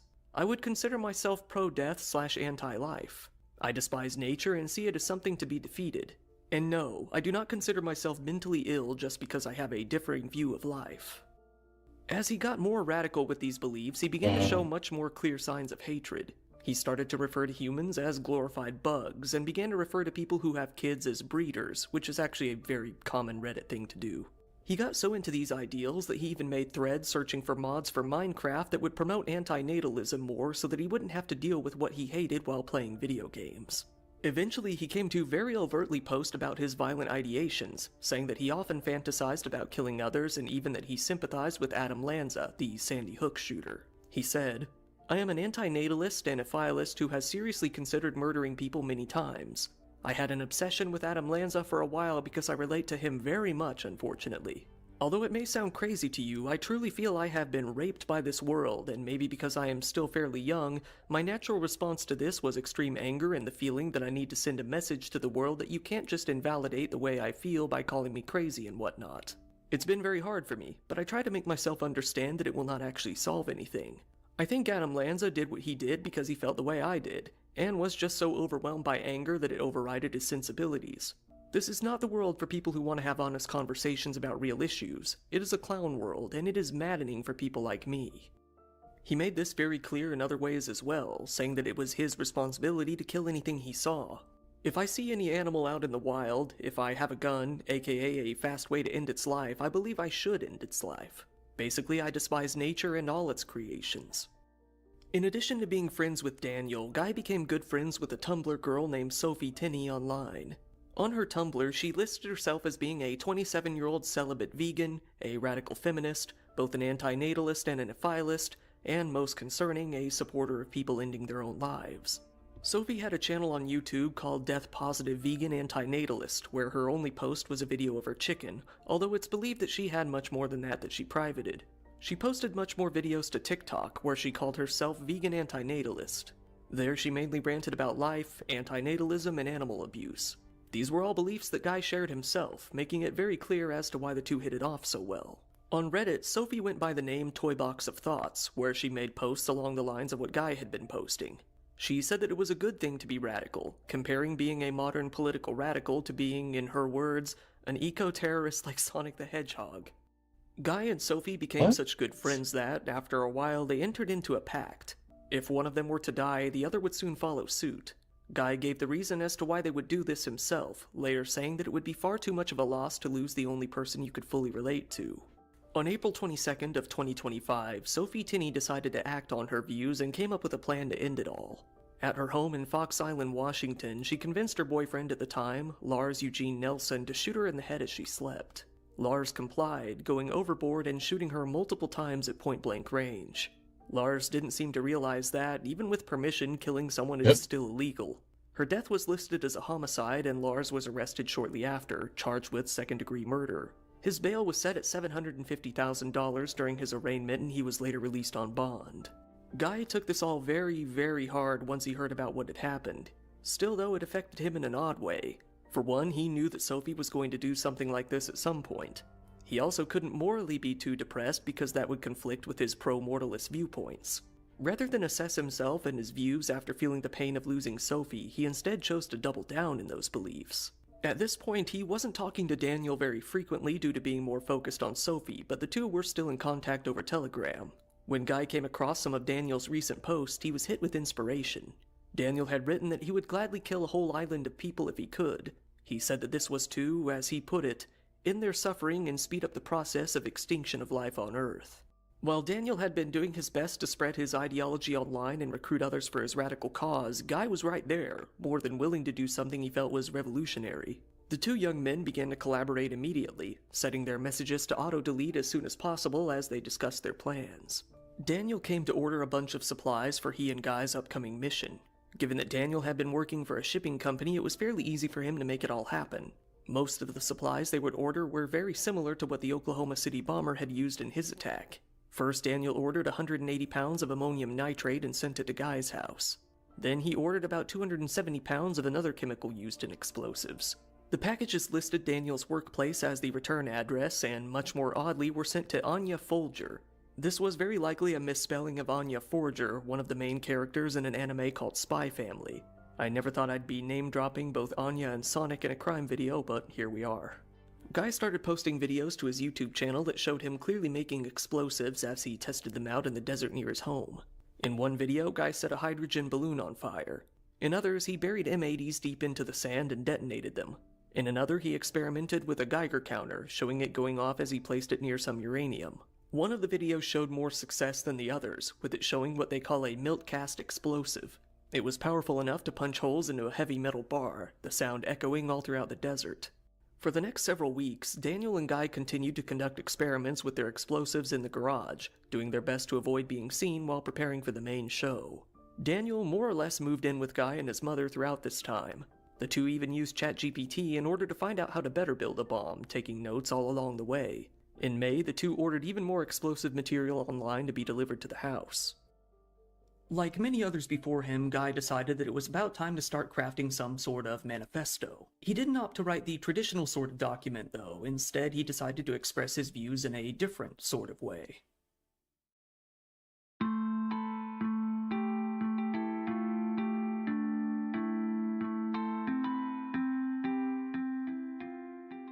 In May of 2025, Guy decided to make a website. This website would serve as somewhat of a manifesto for the attack he planned to commit. This website was hosted at promortalism.com and was titled "Fuck You Pro-Lifers." The website mainly consisted of an FAQ in which he preemptively detailed his reasons as for why he committed the attack. In response to "Why have you done this?" he listed that he was a pro-mortalist and an ephilist. He then said to refer to a small, now deceased YouTuber called EphilBlaze in order to learn more about those beliefs. In response to whether or not he was a psychotic killer, he said, "No, understand your death is already a guarantee, and you can thank your parents for that one. All a pro-mortalist is saying is let's make it happen sooner than later, and preferably peaceful rather than some disease or accident, to prevent your future suffering, and, more importantly, the suffering your existence will cause to all other sentient beings." When it came to his end goal, he stated, "The end goal is for the truth, ephilism, to win, and once it does, we can finally begin the process of sterilizing this planet of the disease of life. Life can only continue as long as people hold the delusional belief that it's not a zero-sum game causing senseless torture and messes it can never, or only partially, clean up. I think we need a war against pro-lifers. It is clear at this point that these people aren't only stupid, they simply do not care about the harm they are perpetuating by being willing agents for the DNA molecule. This should not be seen as tolerable to any intelligent and caring person. Don't be fooled by the ones who play stupid and pretend that they don't understand these simple truths. It's just their way of playing with you and saying, 'Fuck you, we don't care.' A lot of psychos are attracted to philosophy because they love to play mind games with people. Their intent is not to find any kind of truth, it is to have fun fucking with you. Most online debates I've seen are clearly not really debates. It's one person fooling another into thinking it's a debate, when in reality, the one doing the fooling has no intent of changing their mind on anything, and sometimes it's both parties, haha." He then goes on to reiterate for the reader that he believes in negative utilitarianism, ephilism, and abolitionist veganism before saying that religion is, in his words, retarded. When it comes to burning in hell, he says that your God doesn't exist, and that, if he did, he would choose Satan anyway. Finally, he listed that Sophie's death was a major motivating factor in what he was about to do. He wrote, "I've known for a few years now I wasn't going to allow myself to make it past my 20s. Recently, my best friend Sophie ended her life. She got the guy she was living with to shoot her while she was sleeping, her preferred method, and I don't think I really knew how much it was going to affect me. I've never related to someone so much, and I can't imagine I ever would again. We were both anti-sex. Don't mistake that for asexual, I'm talking like r/anti-sex misandrists, veg antinatalists, negative utilitarians. Don't mistake that for asexual. Oh my god. Both had borderline personality disorder. Anyway, we got along quite well and it was very nice, especially when you feel like you are in an apocalypse and nobody else seems to get anything. If I remember correctly, we agreed that if one of us died, the other would probably soon follow. It's just too much of a loss when there's nobody else you really relate to significantly. At the end of the page, he left a collection of links for anyone who might be interested in learning more about his views. One of the links was to none other than Adam Lanza's own videos in the form of transcripts. In the downloads directory of the website, Guy left behind a 30-minute MP3 file in which he explained his motivations for the attack in more detail. The audio wasn't well planned out like you might expect from a manifesto. Instead, Guy had simply prepared a few bullet points for what he wanted to talk about and spoke freely. This led to a long, rambling, disjointed rant about any topic he could think of. Much of the audio was simply a ramble about how he didn't consent to be born into this world and him insulting anyone who said that consent wouldn't have been possible in the first place. Okay, so I figured I would just make a recording explaining why I've decided to bomb an IVF building or clinic. Basically, it just comes down to I'm angry that I exist, and that nobody got my consent to bring me here. And I know what you're gonna say. How could we have got your consent because you didn't exist? Blah blah blah. Exactly the point. There's no way you can get consent to bring someone here, so don't fucking do it, right? He then says that Okay. it's a drug and that he no longer wants to take it. We'll tell your parents that. I really never wanted to do this life drug. Life drug. And I remember, like, when I was a kid, people just trying to... I mean, my whole life, really, people have always been trying to push this life drug onto me. You know, they've been... Water? What? Experiences The onto fuck me. does Like, that mean? "Hey, let's, go to a concert or some bullshit." It's always something, Life kids drugs. pushing drugs or smoking on some other kid or whatever. It's not really any different from this, Smoking on kids? except in this case, it's more like fucking heroin. It's a much worse drug. He then goes more into his philosophy on life, saying basically that it's all pointless and frivolous. Life He is says worse that none of it is than heroin. intelligent design and that life is merely an accident. He says that he realized this from a very young age, only being able to put it all into words as an adult. He says that life is all about fixing bad things and that there is no fundamental good state. In addition, he says that existence is slavery. He then says that preventing people from ending their own lives is a bad thing, because you're forcing the drug of life on them.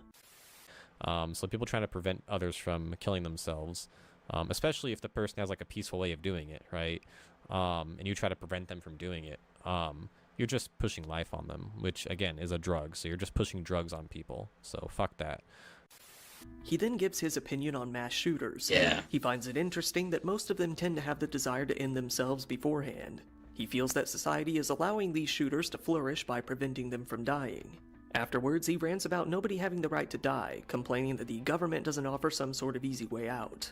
Then he rants about in vitro fertilization, saying that he is very against the concept. He wraps back around to the babies that might be born having no ability to provide consent to exist. He says that the intent doesn't matter, that you should still be punished regardless if you're causing harm, which he believes they are. Even if you're causing harm and you don't know that you're causing harm, you still have to be dealt with. You know what I mean? So, just an unfortunate, reality. Afterward, he goes on a rant about consumerism, yet another rant about consent to live, and a rant about people with his beliefs being silenced and shadow banned on YouTube. Ironically, he complains about people on the internet becoming more manipulative and more extreme in recent years. Although he presents it by saying that his group is the one being targeted. He also acknowledges that people will likely call him terminally online. Even with, in the last few years, all this manipulation going on the internet and all the censorship going on, in the last few years, it's become so fucking extreme. I mean, I know there's assholes that are going to be like, oh, stop being online so much. It's like, dude, fuck you. The internet is really important. What do you mean? He continues to ramble and go over all the points he had made up until this point one more time, explaining each of them in several different ways for a ramble that lasts several minutes. Then he rants about veganism for a few minutes, making all of the common talking points that most of us have already heard. Surprisingly, he admits that he is doing this for attention. I'm only doing this because I feel like it's what I have to do to get people's fucking attention, and it's pretty clear that I care about all sentient life, right? All the feelings going on Earth. I mean, yes, I want attention, but it's not for me personally, okay? It's for objectively important fucking causes, okay? He ends the audio by saying that parents are the problem and that they are the real killers. He then says that anyone who doesn't agree with his arguments is simply wrong or being dishonest with themselves because he has explained it all so well.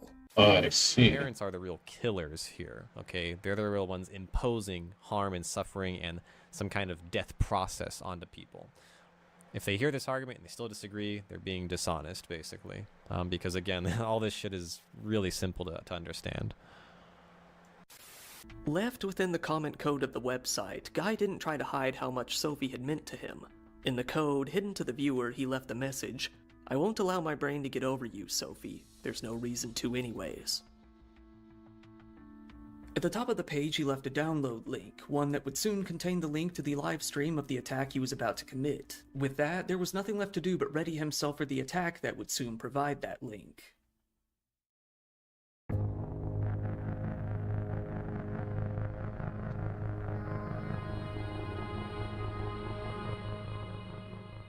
On the morning of May 17th, 2025, Guy woke up to start his day. Daniel had departed as he wanted to continue on his own mission of spreading his ideology all over the internet. Guy was fine with that, as his main goal was to end his own life while causing as much chaos as possible. That morning, Guy approached a family member and asked for permission to use their car, saying that he was going to use it to go to a local protest.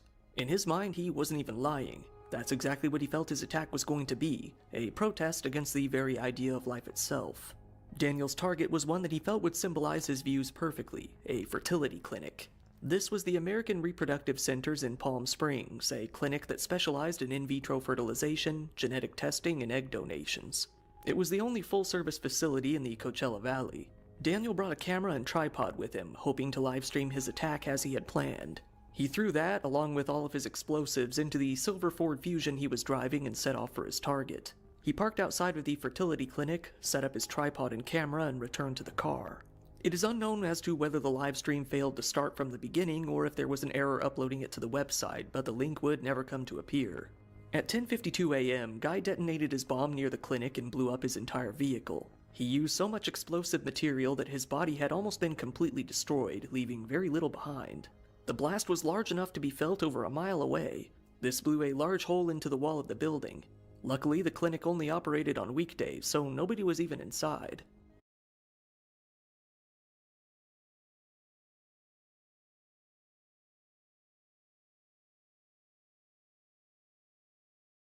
At 10:52 a.m., Guy detonated his bomb near the clinic and blew up his entire vehicle. He used so much explosive material that his body had almost been completely destroyed, leaving very little behind.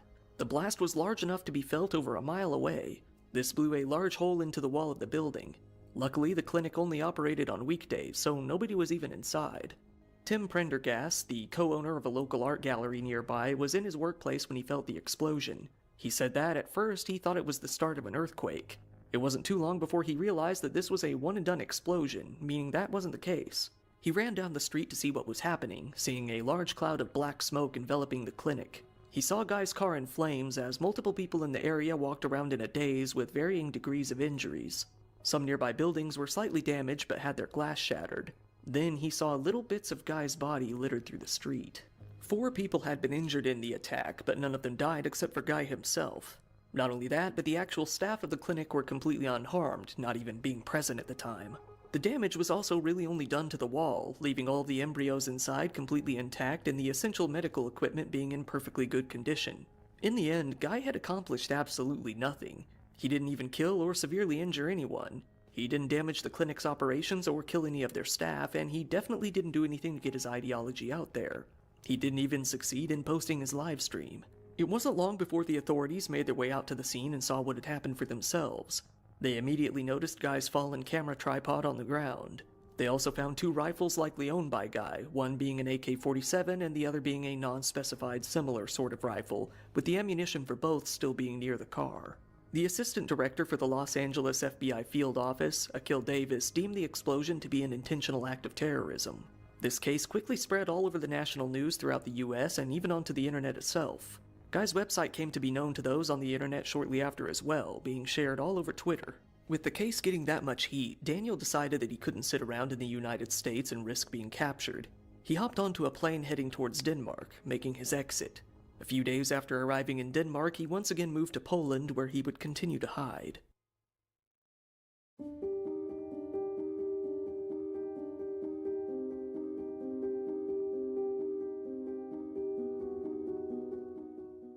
The FBI came to describe the attack as the biggest bombing that they had ever seen in South California, one that completely eclipsed the 2018 bombing of a day spa that previously held that record. In the end, they were unsure what kind of explosives Guy had even used in the attack. While they had made it public that one person had died in the attack, it soon came to light that that person was nobody innocent. It was Guy himself. In the beginning, the police weren't even sure if he had intentionally died in the attack or if it was some sort of mistake.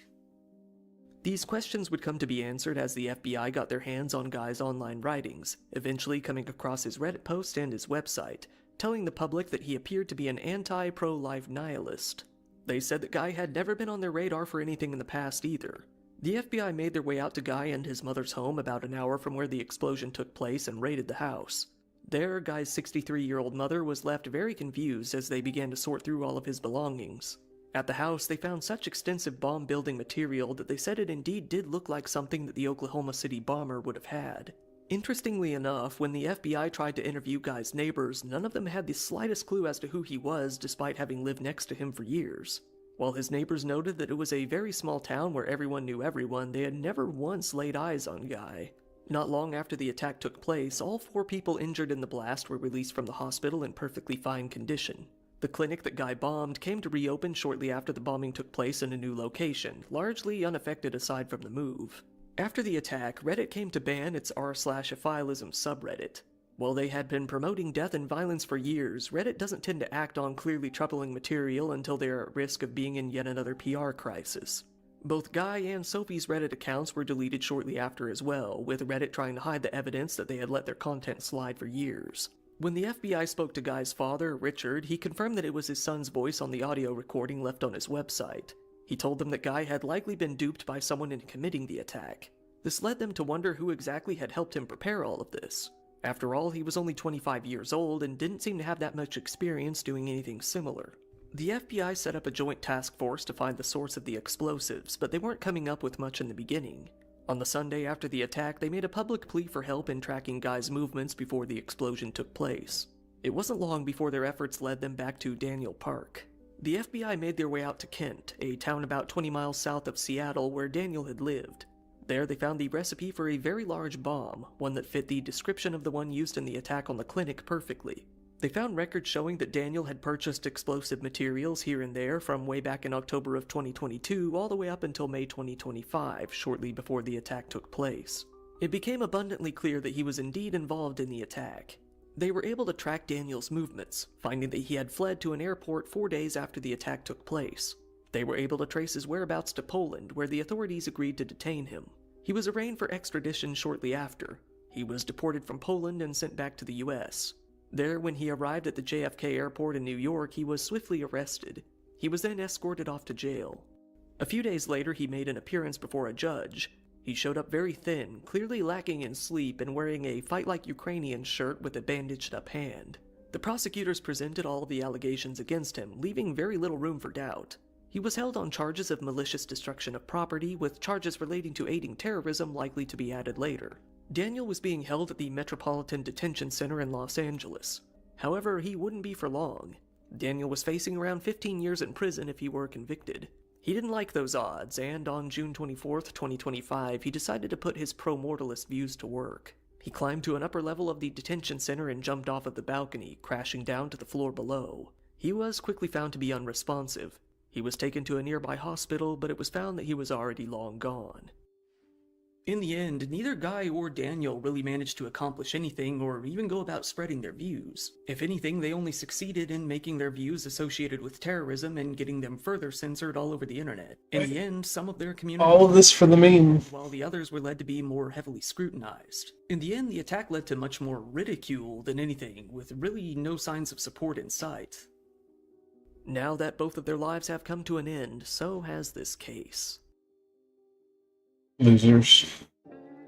Them, not dire. Once again, thank you for watching my video. If you found the topic interesting, please give it a like. It really helps me out in the algorithm, and feel free to subscribe if you want to see more content like this. These days, I have my own merch store. There you can get yourself some cool Dire Trip t-shirts, coffee mugs, all sorts of stuff. Go check it out. If you want, go ahead and follow me on social media. If anything were to ever happen to this channel, or you just need to get a hold of me, that's the easiest way to do it. I also really appreciate when people subscribe to my Patreon. There you can get videos early, ad-free, and uncensored. Channel memberships are up too, and you can get most of the same benefits.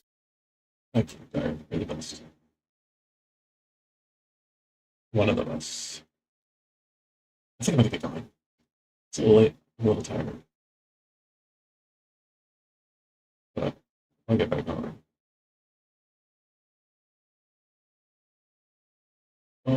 Yeah, I posted my picture to social media, so yeah.